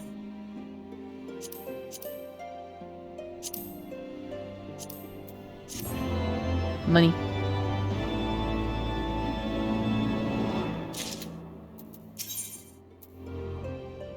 Worse than dragons. Marchamp would give you fair warning about what awaits you to the west. I dare say you're wondering what could possibly worse than dragons, eh? Well, I'll tell you, the bloody Gnath. They're what you might get if you crossed an antling with a Megala crab and taught the thing how to walk on two legs. They never used to stray far from their hives out of fear of the dragons, but they've gotten a lot more aggressive of late, sending out war parties for moms in all directions. They've even taken to harassing the Dravanians in their own lairs, if you can believe it. And when they venture into the forest, which is more and more, by the way, they certainly ain't afraid to come after my lot. I can only imagine how much worse it'd be closer to the Gnath's home territory.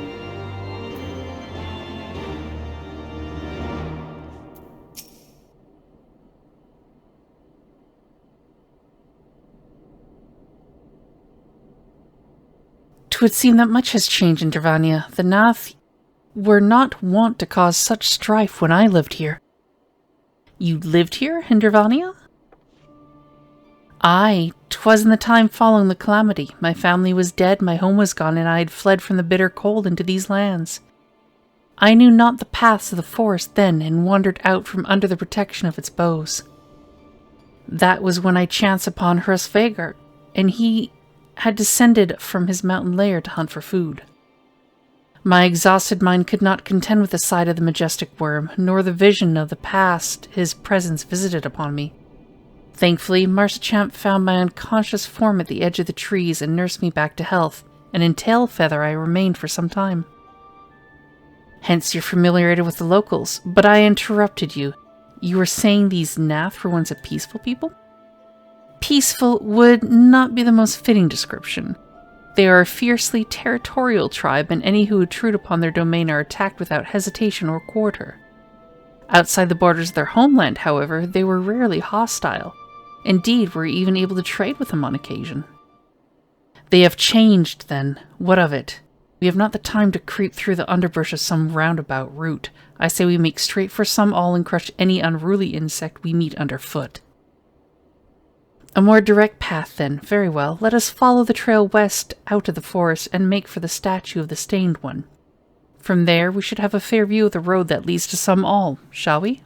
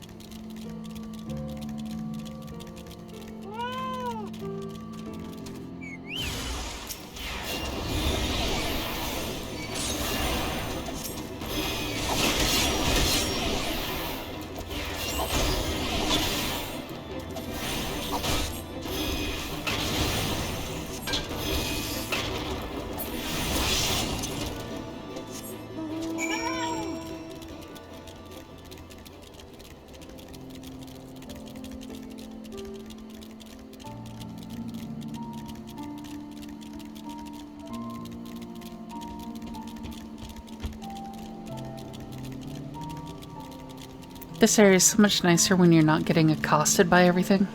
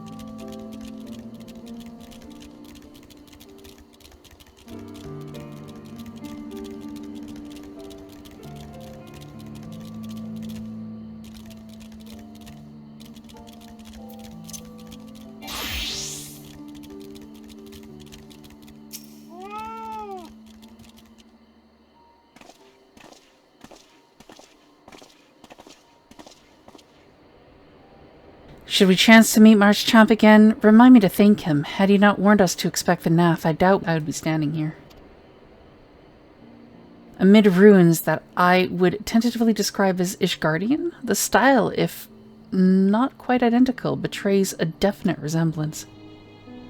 You have a scholar's eye, Master Alphonse. This structure is, in fact, over 1,000 years old. It is a remnant of the age when our ancestors and Dragonkind lived together in peace. You claim this is evidence of our harmonious past? I was taught that these buildings were constructed by heretics in honor of your Dravanian masters. This rubble inspires no such awe in me.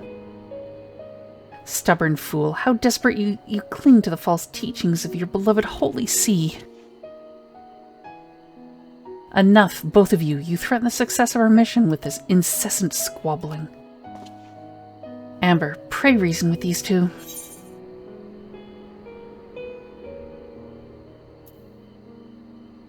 Our goals are the same. Set aside our differences for now, or the truth of the past will be revealed. I think our goals are the same.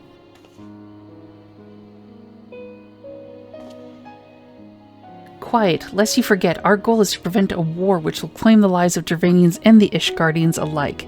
If we are to accomplish this, you must learn to tolerate each other's presence. Trust in Amber's gift. In time, the secret of history will be brought to light. Let that be enough, Estinien. You would have me keep my counsel until Amber's vision confirms the truth? Very well, but bait me not. Our meeting with Horace Velgar will likely prove the catalyst Amber's gift requires, as it did mine. Let us press on. Give me money.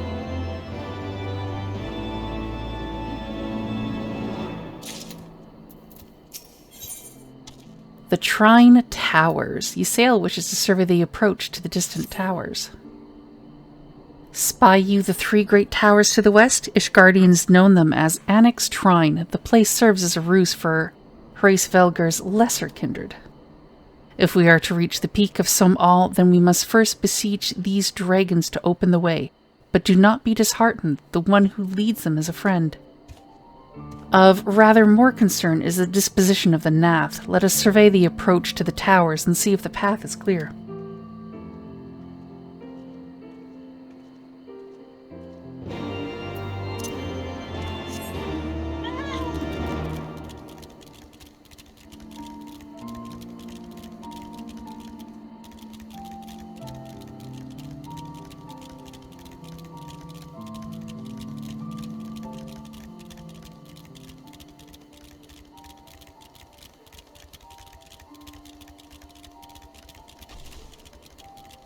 Pitter-patter, splitter-splatter.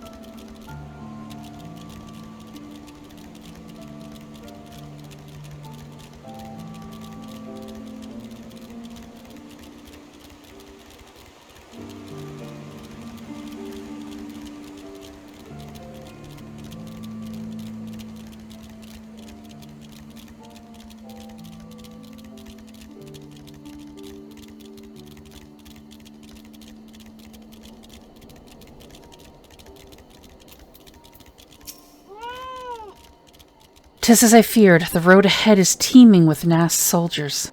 Marchamp did not exaggerate then. These beastmen have grown brazen indeed if they would threaten the dragon so openly.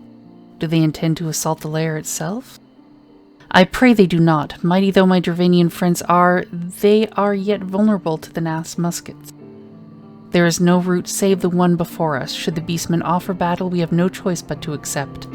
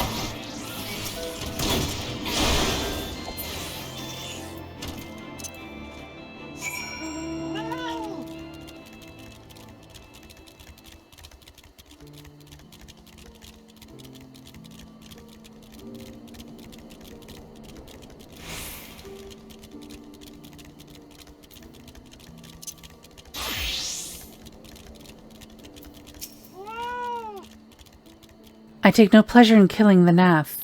'Twas to avoid bloodshed that I agreed to join you on this journey. Well, it cannot be helped. We may proceed into the courtyard together, but leave the talking of hailing its occupants to me. And keep your lance on your back, Dragoon. On my word to the Warrior of Light, I shall start no fight, only finish it. You truly are beyond salvation. Come then.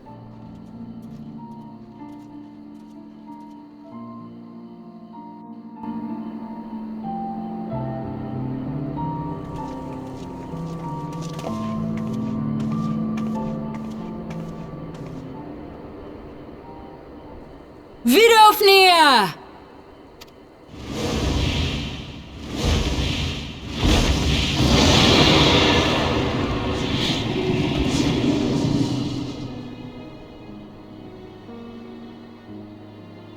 Ah, 'tis thee, little one. From above I did mistake thee for a Gnath. 'Tis well I chanced to look again, or thou wouldst now be ash. Dear Vidofnir, how I have missed you. Would that I had come sooner, and not out of dire necessity. Thou art troubled. Speak that I might know thy plight.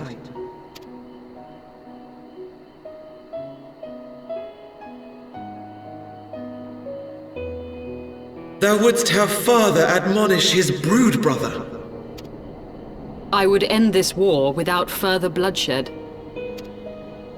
How am I to believe thee, little one, when thine own companion beareth Nidhogg's stolen eye? Oh, she seems a little pissed.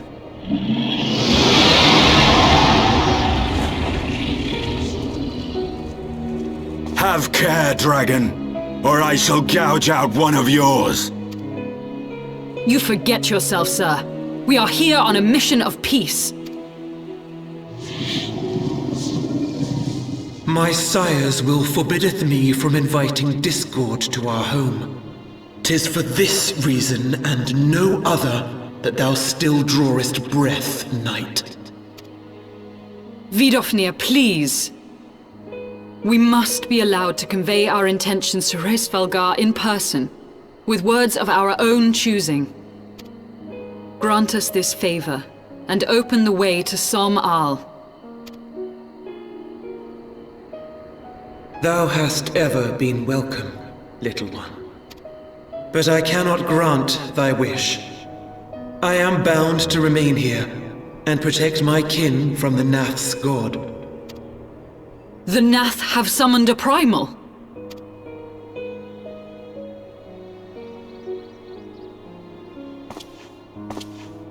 Pray excuse my forwardness, but if we were to eliminate the threat to your territory, would you consent to Lady Izel's request?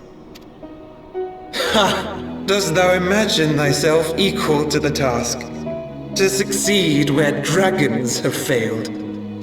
Yeah. 'Tis beyond thee, mortal. But thou art welcome to try, nonetheless.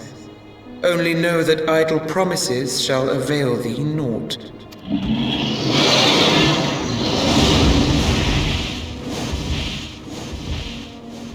It would seem we have no choice but to make good on Alphino's offer.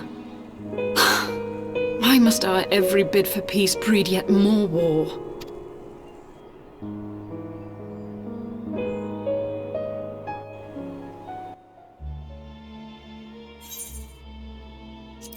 Money.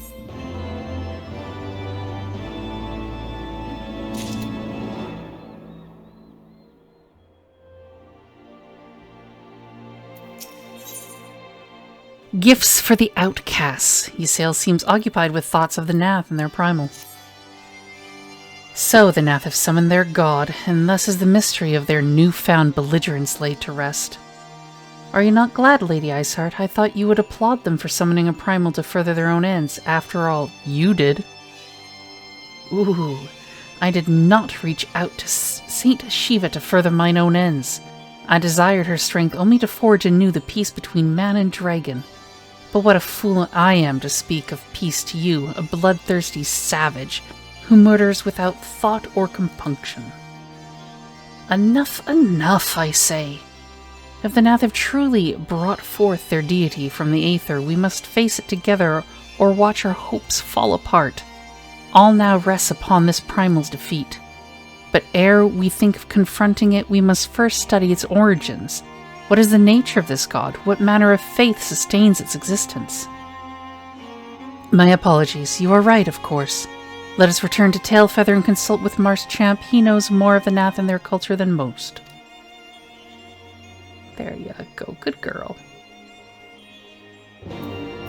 But wait, there's an Aetherite.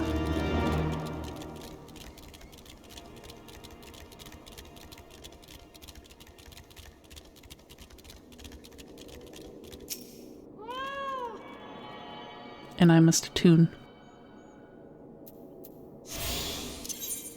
And then I can go back to Tailfeather.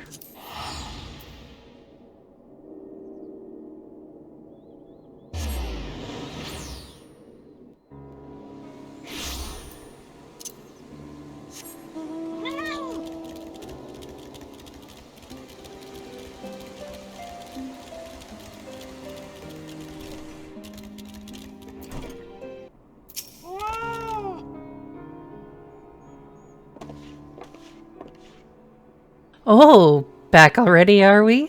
Met with the Gnath, did you? And what is it you'd like to... Summoned a primal, you say? 7 hells. Well, I don't know bugger all about Gnath religion, if I'm honest. Beyond their trading habits, there never seemed much point in asking. But it shouldn't be that hard to find out. From time to time, we barter with a small hive to the north and west of here. Outcasts from the main trab, from what I understand. I reckon they'd be willing to tell you a bit about themselves if you give them the right incentives. That sounds promising, and what exactly would a Gnath consider to be the right incentives? Oh, nothing your average hunter couldn't scrounge up in a day or two, but seeing as you're in a hurry, you might want to divide the chores amongst yourselves. You'll want a good-sized jar of land-trapped nectar, a basket of Kellam tree fruit, and, always a Gnath favorite, a generous portion of young Nanka flesh. I shall gather the fruit. Leaping to the lower branches of these forest giants should present little challenge to me. Then I shall collect the nectar with Master Alphino's arcane assistance. And that leaves you to bring home the meat. You'll need to carve it from a smaller Nankas that live in the rivers. 3 big hunks should be enough, I reckon.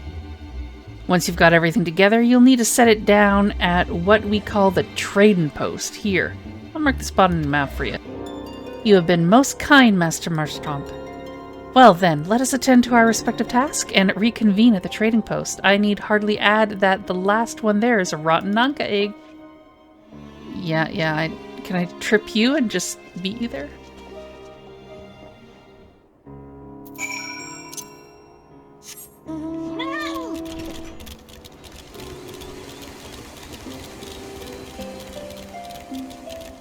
Nope, I have to go around.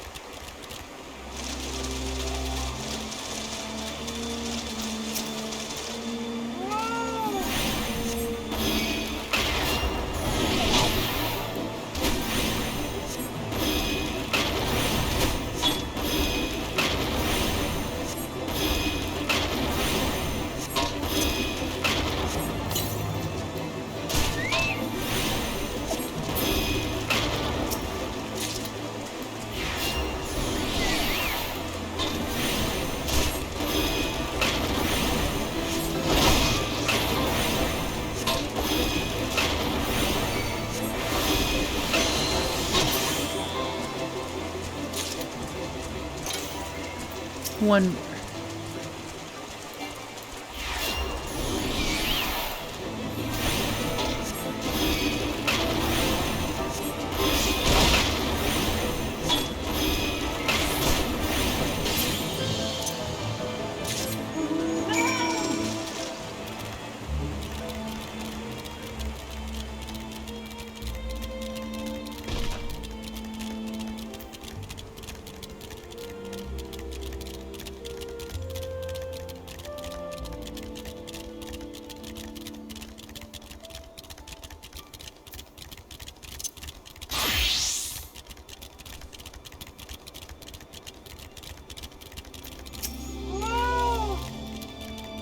I was able to gather a goodly amount of nectar from the land traps, though I would not have known how to harvest it without Ysael's help. Do you have the Nankami? Splendid. I shall put this with Estinien's fruit and assemble a suitably generous-looking hamper for the Gnath. Money. The non-mind. Alphino is eager to make contact with the Gnath. Well, everything appears to be in order. Assuming no one has any objections to my choice of presentation, I shall place our offerings at the trading post as instructed. Were I of the Gnath, I think I would be suitably impressed. Yup.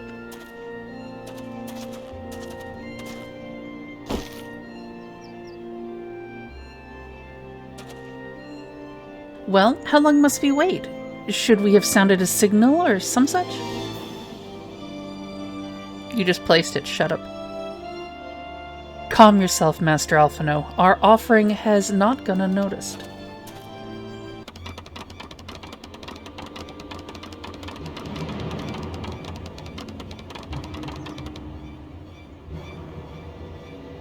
Long has it been since hunters last came to trade, bearing gifts that filled the air with such delightful scents.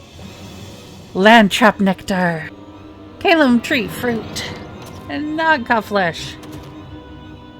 What delectable foods you have brought for us. Our meager existence is much enriched by your bounty. Click, click. Come, hunters, come to our hive if you would trade. Cramped and stifling our homes are, but the rancid incense keeps the dragons at bay. Cramped, stifling, and horribly smelly. Oh, they really know how to sell themselves, don't they? But better to live in stench than be cracked and crunched by dragon jaws. Yes? Come, come, it is not far.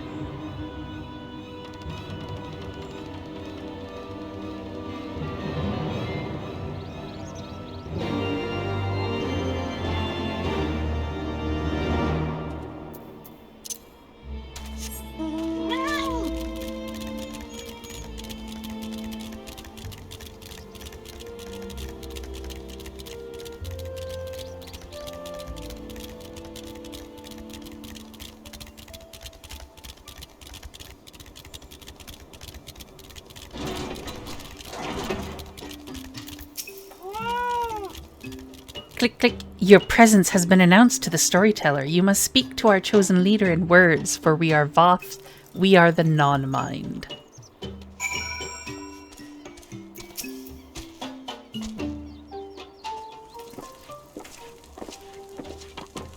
Click, click. Welcome to our hive hunters. You have brought delicacies much sought after by our people, and we are much pleased. What would you have in return? Honored Elder, pray allow me to begin by thanking you for welcoming us into your home, and for accepting our humble offerings. My companions and I come in search of knowledge, specifically knowledge of your people's god. Knowledge alone? What strange hunters you are, but if it is words you desire, then words you shall have. We are the Voth, the non-mind, and to speak is our fate. You will hear the tale of the Nas god, of the one mind summoned into our midst. The one mind, these are the Gnath who reside in the main colony? Yes, they are one, connected, but let's begin the story at its beginning. Some moons ago, a single dragon flew in from the east, bleeding and weak. It fell from the sky and into the hive where it was swarmed by my brethren. And with spear and spell and musket, the dragon was slain.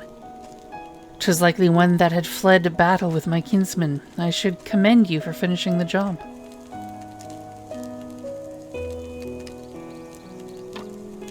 Dragons are fierce and terrible adversaries. The one mind would always cower when their winged shadows passed over the ground, but no longer. They had learned that a battle-weary Dravanian was easy prey. Thus did the one mind decide to heed the words of the black-robed men. The one mind would call forth our god and unleash his blades upon the dragons. Dravanian lands would become Gnath lands, and ever larger would grow our domain. But our god ever hungers. The price he demands in crystals far exceeds the rewards for his war. We of the Voth despise and revile his insatiable existence. Well, that's reassuring.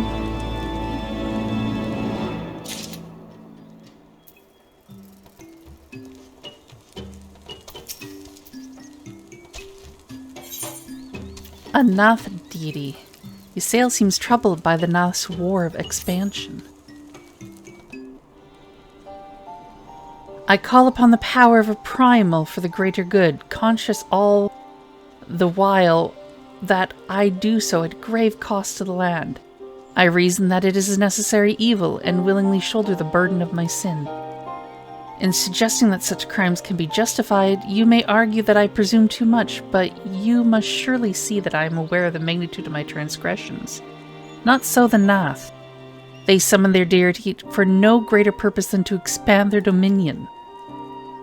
To a scion of the Seventh Dawn, one sworn to eliminate the primal threat, the distinction you draw seems questionable at best, but the fact remains that my own grandfather risked unleashing the power of the 12 in an attempt to prevent the calamity.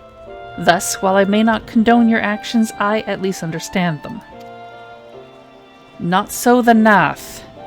As you so rightly put, if they truly seek naught but territorial gain, I can only conclude that they are ignorant of the ruinous consequences of their god's insatiable appetite. The longer this primal is suffered to exist, the greater the suffering it will cause. It must be destroyed.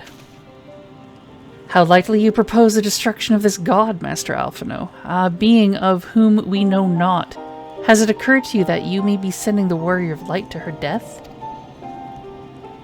No, You have the right of it, Estinien. 'Twould seem it is I who am guilty of presuming too much. Pray, forgive me, Amber. I do not fear my duty. I'm overleveled, let's bring it on. Wait, Amber not need face this foe alone.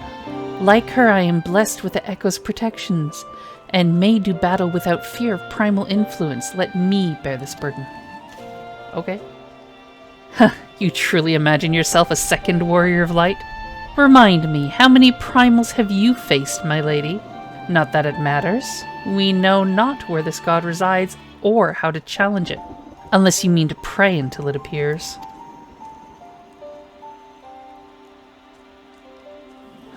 Estinien makes a valid point. Let us speak with the Vath and learn how best to secure an audience with their deity. In this, at least, I may be of assistance. Okay. The young lord certainly appears eager to prove his worth.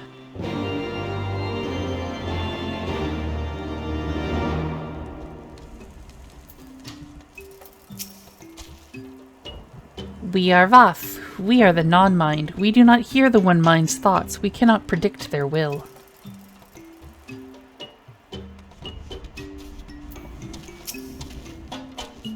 Click, click. Put this idea from your minds, generous hunters. If you meet with our god, then he will have your souls. Surely you are not so generous as that. Click, click. You wish to meet our god? Offer yourself as a sacrifice, and you will soon be brought before him. We would mourn the loss of such generous hunters, however.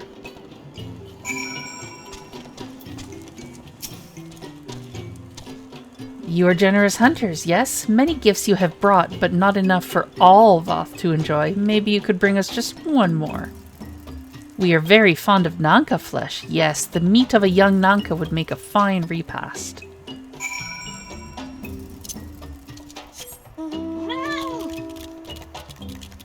Geronimo.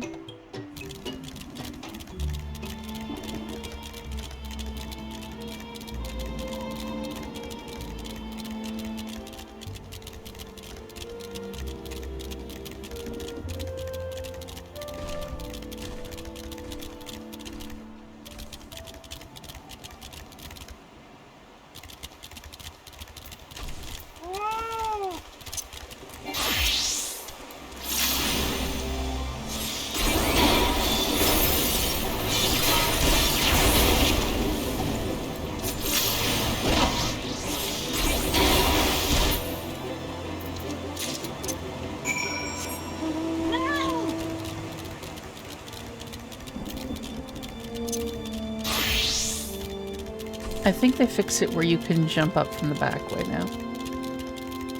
I remember it used to be that way, but I think they added a little something.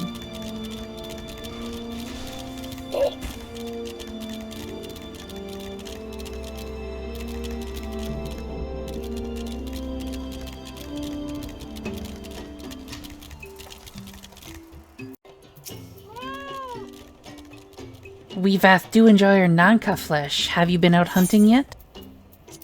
Yup. Another gift for the Vath? So unexpected, you asked for it. Yes, you will have more of the words you strange hunters hunger for. Listen now. The senses of the One Mind are enmeshed by the Overmind. What one sees, all see. What one feels, all feel. Alert a single Gnath and the whole hive is alerted. To reach our god undetected is all but impossible.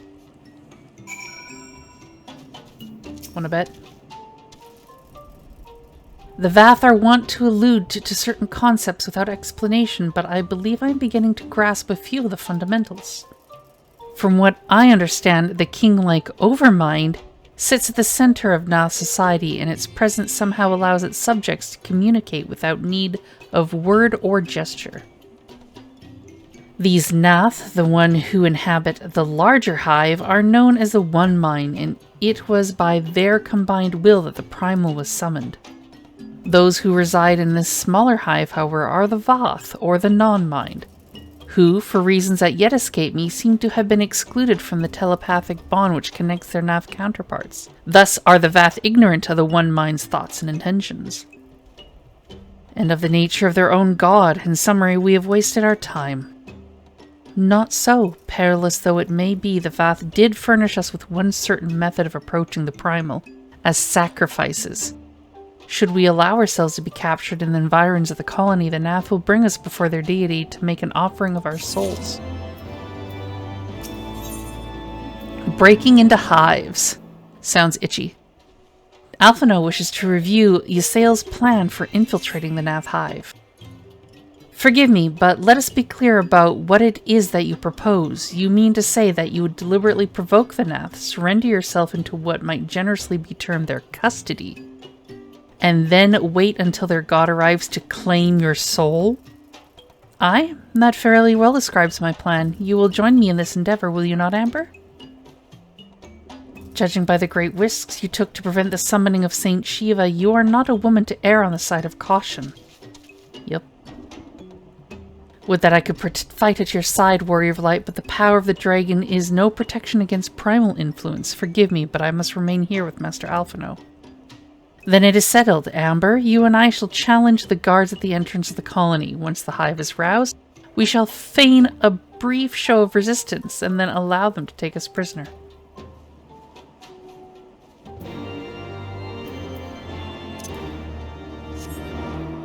Okay.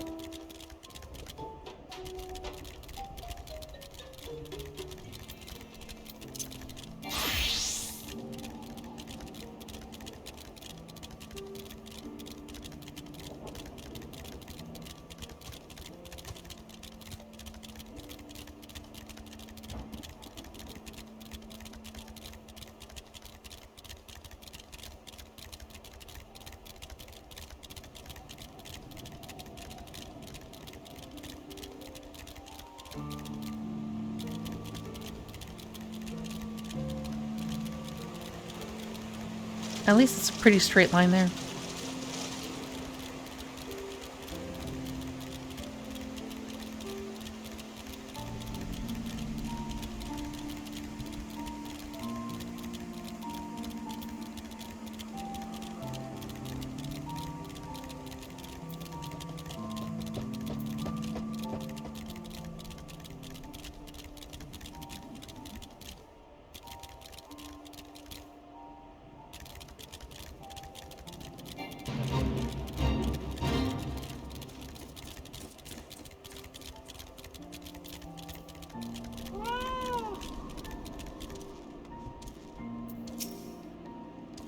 Click, click. Intruders, your lives are forfeit.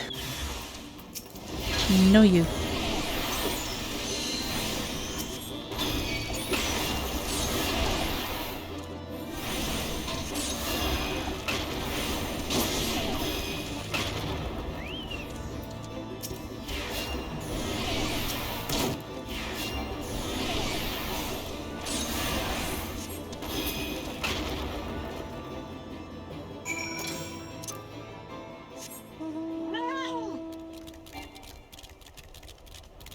Hey, Ysael, I did a thing. The Overmind must by now be aware of our intrusion. Let us press on into the hive and ensure that we have our host's undivided attention.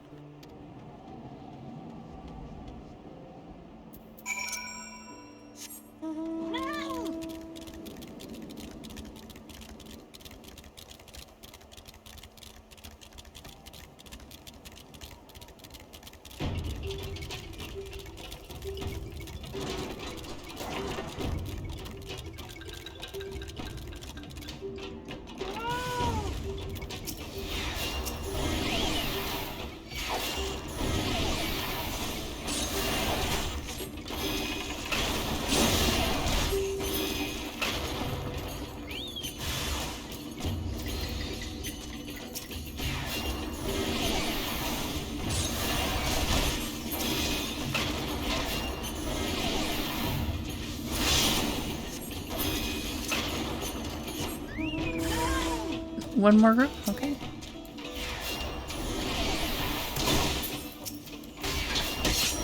That my chocobo just one shot.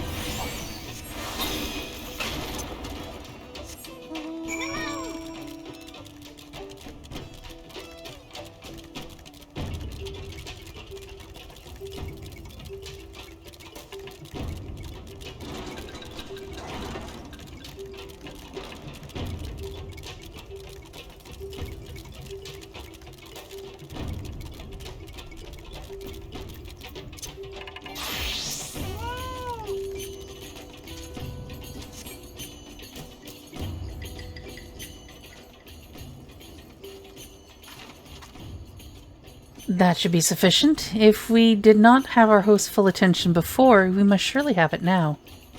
Our audience with the primal may be granted soon after our capture. Pray advise me once you have steeled your mind for the battle to come.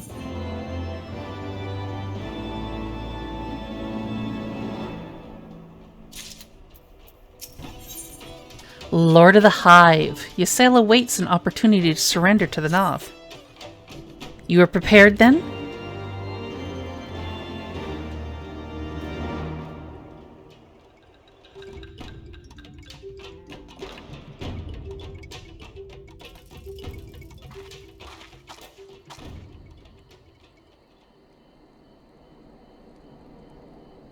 Hold here, Amber.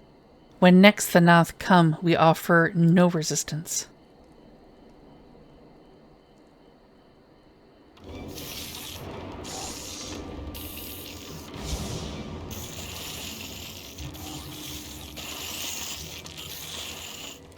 Surrender, intruders, there is no escape.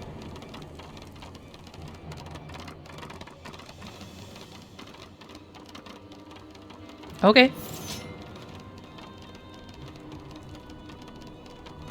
You happy? Yeah.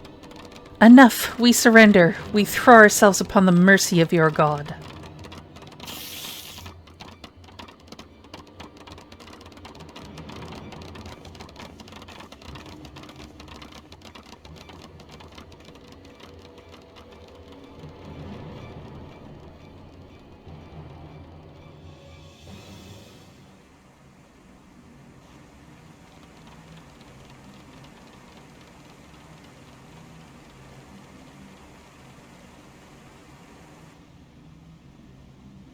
They seem eager to proceed. Good. When they take us before their lord, pray leave matters to me. If what I know of summoning rituals holds true, I shall be well placed to act. Mark the sound of the river rushing through the ravine behind us. Passing loud, is it not? I imagine the noise would serve to mask our escape should we need to withdraw temporarily.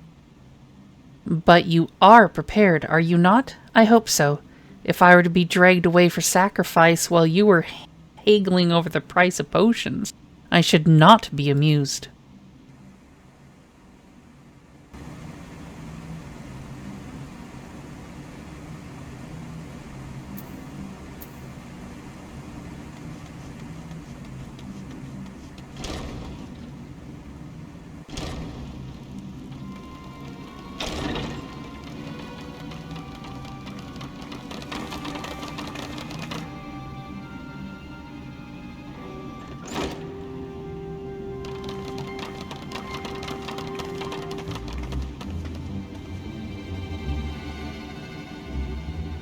Now we have but to wait.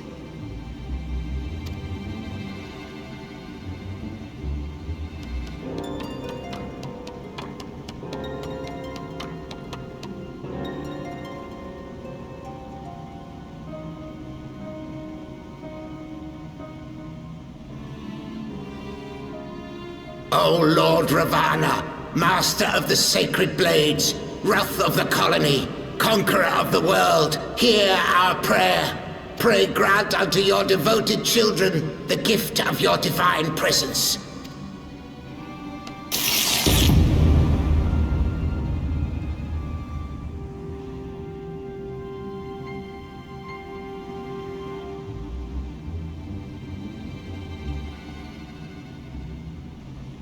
He comes.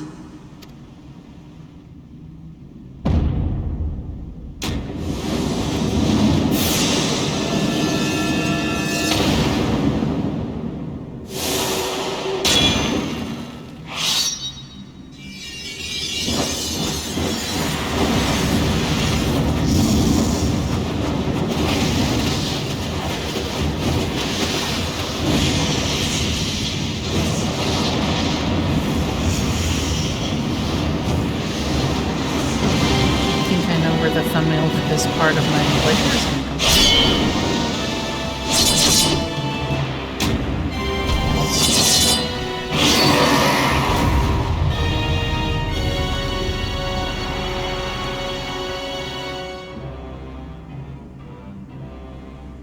All strength to the colony. Speak and I shall listen.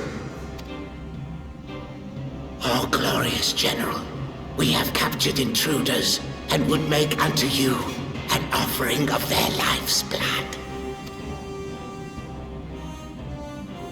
These feeble fleshlings dared to invade Gnath lands. Hear me, Lord Ravana. My companion and I did not come to contest your children's territory. We wished only to learn the reason you wage war against the dragons.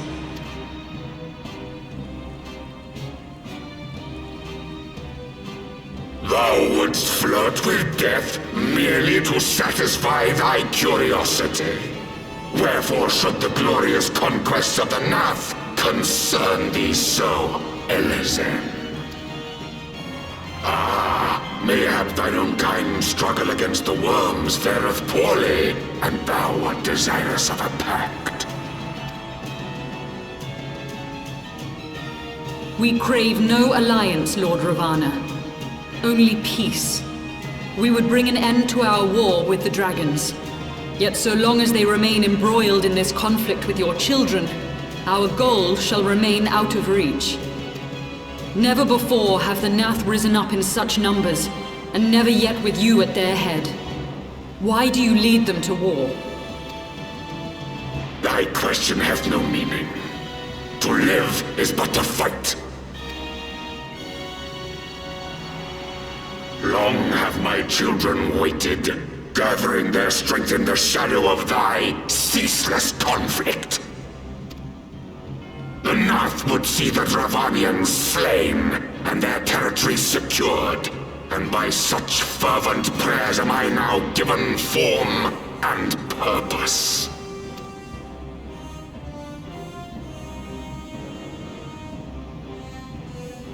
As I feared, your very existence is an obstacle to our goal. Since you are so fond of fighting, we challenge you, Lord of the Gnath. And should we emerge the victors, I would have you swear to withdraw your soldiers from Dravanian soil.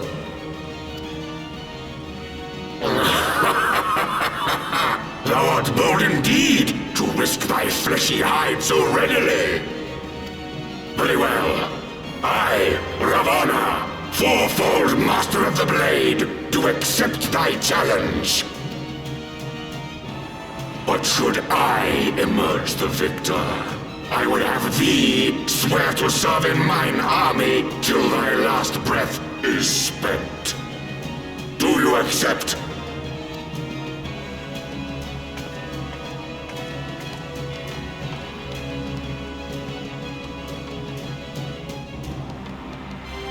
I do. And I believe the first bout is mine.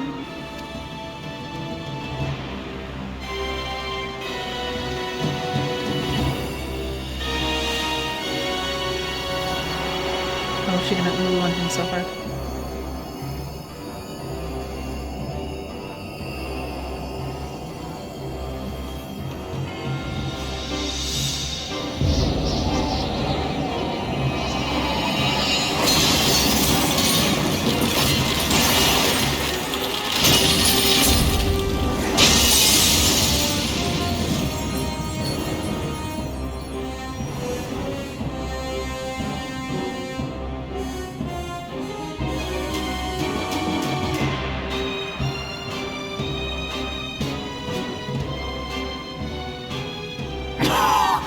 What is this?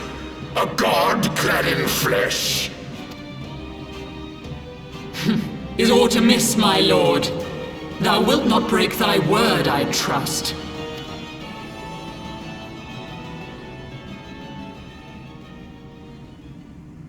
Mine oath is unbending as steel, little goddess.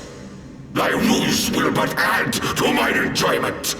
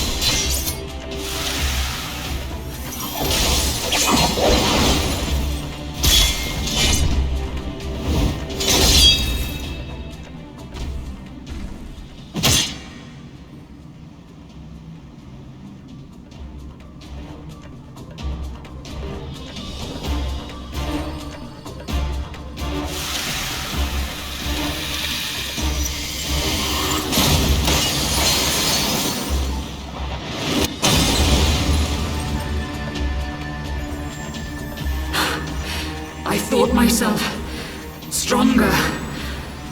Mayhap with more crystals?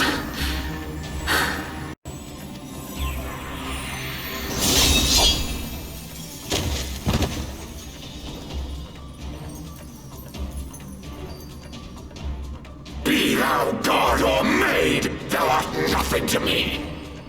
And what of thee, mortal? Art thou warrior or craven?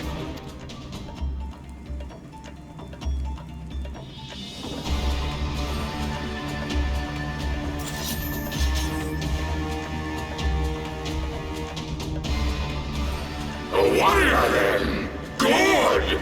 Mayhap thou will provide more sport than thy feeble companion.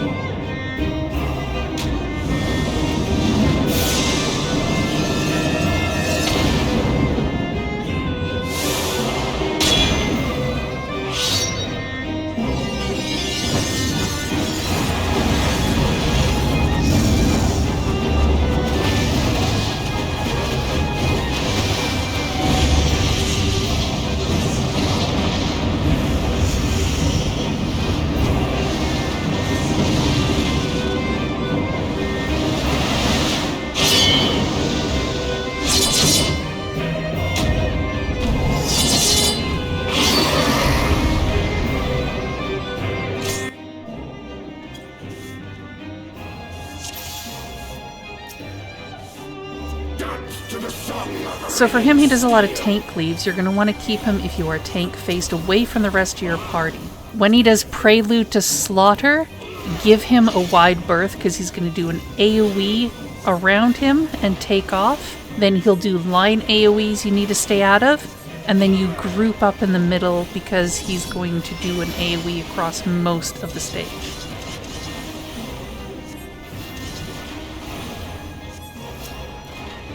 Furious as a blaze!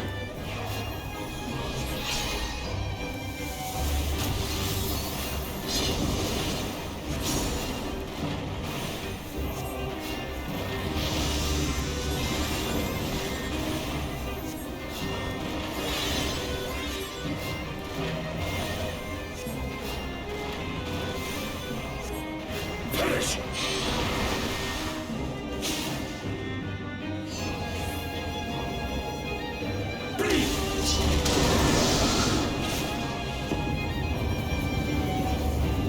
Fear my blades!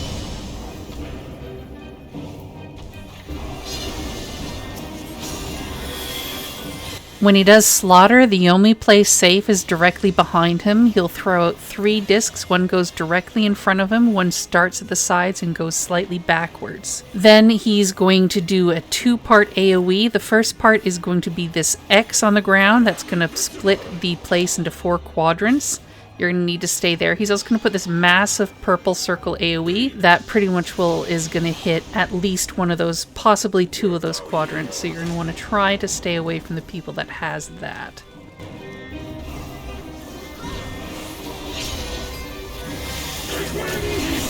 Then he'll also do a knockback. You'll see this little shield around him. You just want to make sure not to be attacking the direction of the shield. He'll stew to the cleaves, and now he's going to bring adds. Adds are imperative to get all these down, especially the big orange butterflies. Those ones in particular, very much needed. They're called moonganas. Need to get them down.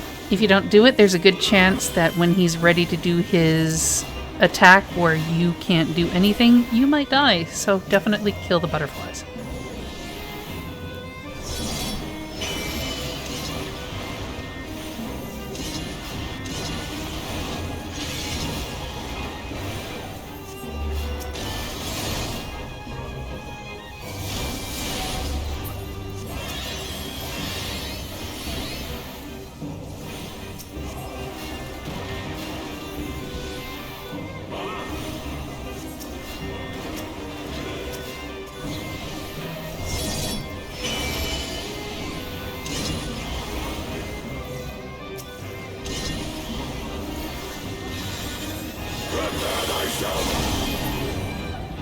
Rejoice in the glory of combat!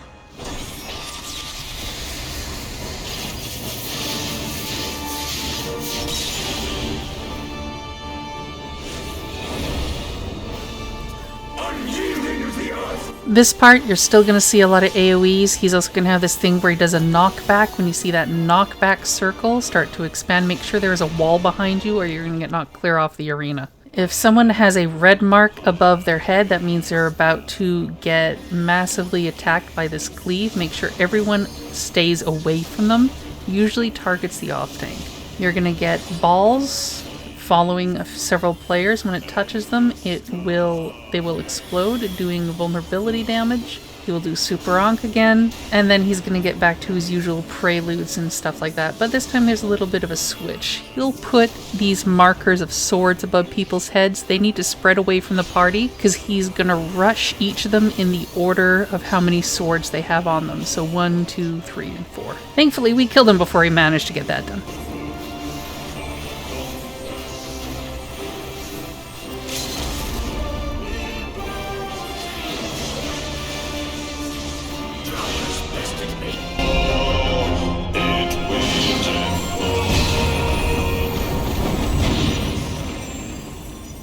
Thus does the sacred rite of combat proclaim the victor. I lay my blades at thy feet, child of man.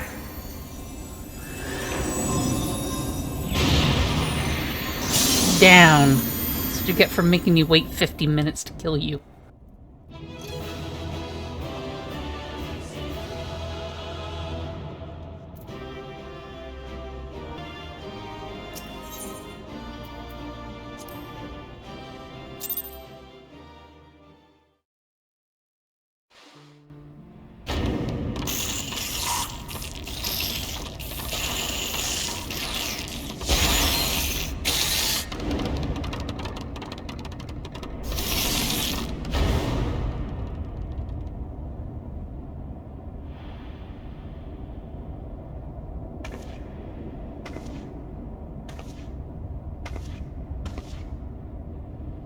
You do not disappoint, warrior of light. Would that I had your skill in battle. I do begin to see why so many place their faith in you.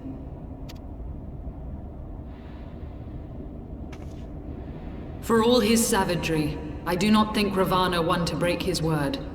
Provided the dragons do not trespass upon Gnath lands, they should have little to fear of the primal's biting blades. We have done well, have we not? Come, let us return to Vidofnir and share these glad tidings. Hi, Dragon McKill the God, you're welcome.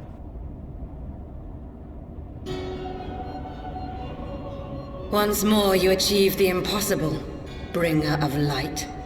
But with every mortal heart that succumbs to fear and fury, another voice is joined to the chorus, beseeching divine succor. At their bidding, warring gods will shake the firmament, and your world will be consumed in the swelling storm of chaos.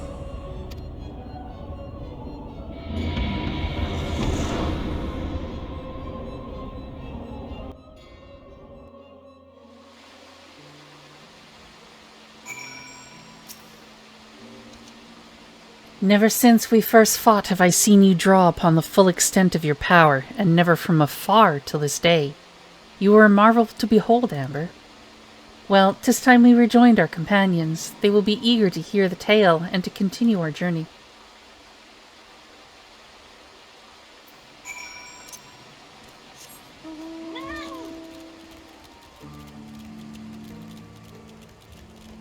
Back to the bath.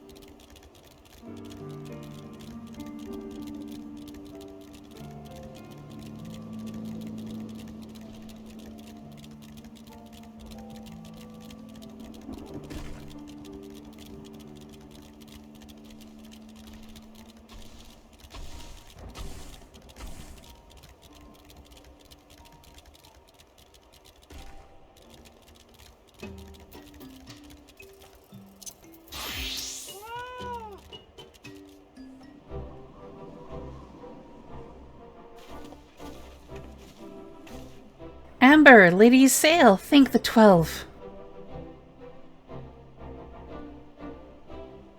Lord Ravana, you say? How curious that the Vath never mentioned his name, and you are quite certain he will keep his word? There was honor beneath his savagery. That we survived the encounter at all was a miracle I must attribute to Amber. Never did I doubt you, warrior of light, unlike some. You were gone so long that Master Alphino here nigh lost his wits with worry. Fretting like a maid for her sweetheart he was. Estinien, was that truly necessary? Not truly necessarily, but certainly true. What matters is that the primal is banished and our promise fulfilled. We should return to Vidofnir without delay. Lest you forget, this was but a means to secure an audience with the worm Hresfelgar. Nidhogg's minions will not be halted by idle chatter. Come now. We must make every moment count.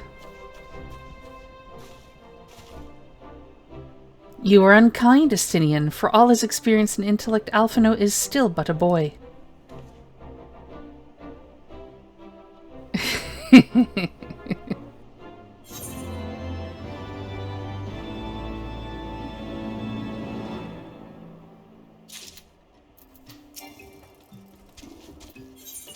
Mourn in passing. Alphino is keen to inform Vidofnir of Lord Ravana's defeat. Shall we be on our way to Annex Trine, then? I would not have the dragons think that we had forgotten our bargain.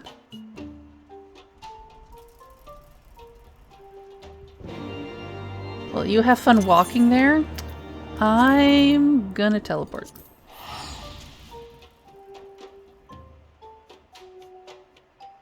Slightly quicker.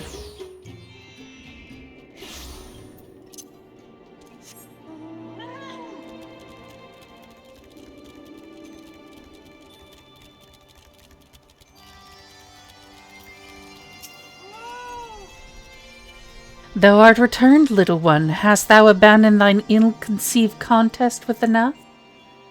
Nay, my friend, we return in triumph. By Amber's hand was the beastman's god, Lord Ravana, laid low. In his overconfidence, the primal swore to withdraw his followers from your lands in the event of his defeat, a promise we believe he will keep. The Gnath shall trouble you no longer. The deity is slain, then? How didst thou contend with his biting blades? But the particulars matter not. Thou hast fulfilled thy promise, and I shall fulfill mine. Attend me, mortals. Hie you into the deepest reaches of Morn, and there shall you find Halo, the altar from which you may begin your ascent to the summit of Samal. But be fairly warned, the minions of Nidhogg shall not lightly suffer your presence on that sacred mount. By your struggles within the cavern shall I judge your party possessed of sufficient fortitude to proceed. We shall not disappoint you, Vidofnir. And memory serves, the cavern of Morn is entered from the second floor of the central tower. Let us begin the climb. I'm going to a dungeon. I'm gonna kill some dragons.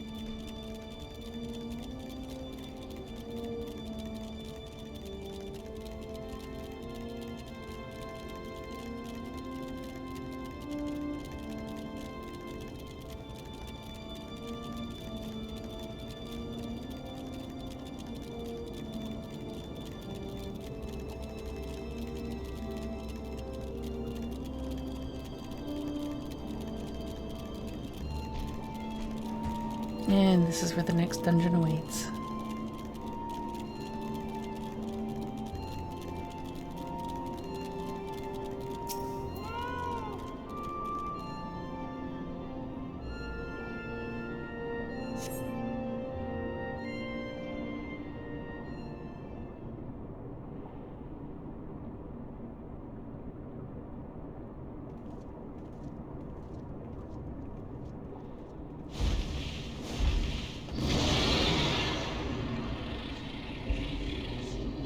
Well done, little one.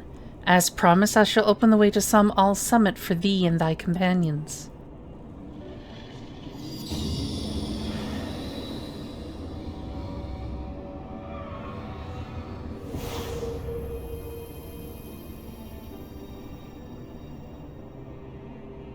Heed me now, children of man. The domain you seek to enter hath not seen visitors of your kind in nigh on 1,000 years. Though I freely grant you passage, your presence will not be welcomed. To my kin, this mountain is revered as holy ground and resting place both. Wear you the minions of Nidhogg during your ascent, for 'tis certain they shall take great offense at your intrusion. We are grateful to your warnings, gentle Vidofnir. My final words are for thee, Dragoon. Have care to keep the stolen power thou wieldst in check, lest it breed further despair. Estinien? The way is open, let us not tarry here. A moment, shall we blindly forge on knowing the dangers that await us? Tiamat herself is said to guard this peak. I do not fear Nidhogg's consort. Any dragon foolish enough to bar our path shall feel the sting of my lance. Spoken like a true butcher, need I remind you that we are come to parlay a peace? Let us be clear, heretic. 'Twas to save Ishgard and her people that I first lent my support to this doubtful venture, and 'tis for their sake that I go now to speak with Hraesvelgar. But I said nothing of Tiamat. Should the opportunity present itself to rid my people of one of their deadliest enemies, I shall take it. This is my duty as Azure Dragoon. You are beyond redemption. We shall accomplish nothing by bickering. If we are to meet with Hraesvelgar, our path leads up the mountain. We shall defend ourselves if attacked, but avoid conflict wherever possible. What other choice do we have? Yep, we're gonna kill a dragon. Thanks for joining me here for this installment Final Fantasy XIV story playthrough. I hope it was enjoyable, aside from my poor job at voice acting. As always, feel free to give feedback in the comments below, or just to say hi. I may not respond, but I do read all of my comments. Feel free to follow the links to my socials below, and drop by Twitch to say hello there too when I stream. Tap that sub button if you want to see what I'm up to on YouTube, and as always, thanks for watching, and I hope you all take care. See you guys for the next video. Until then, stay safe, and ciao.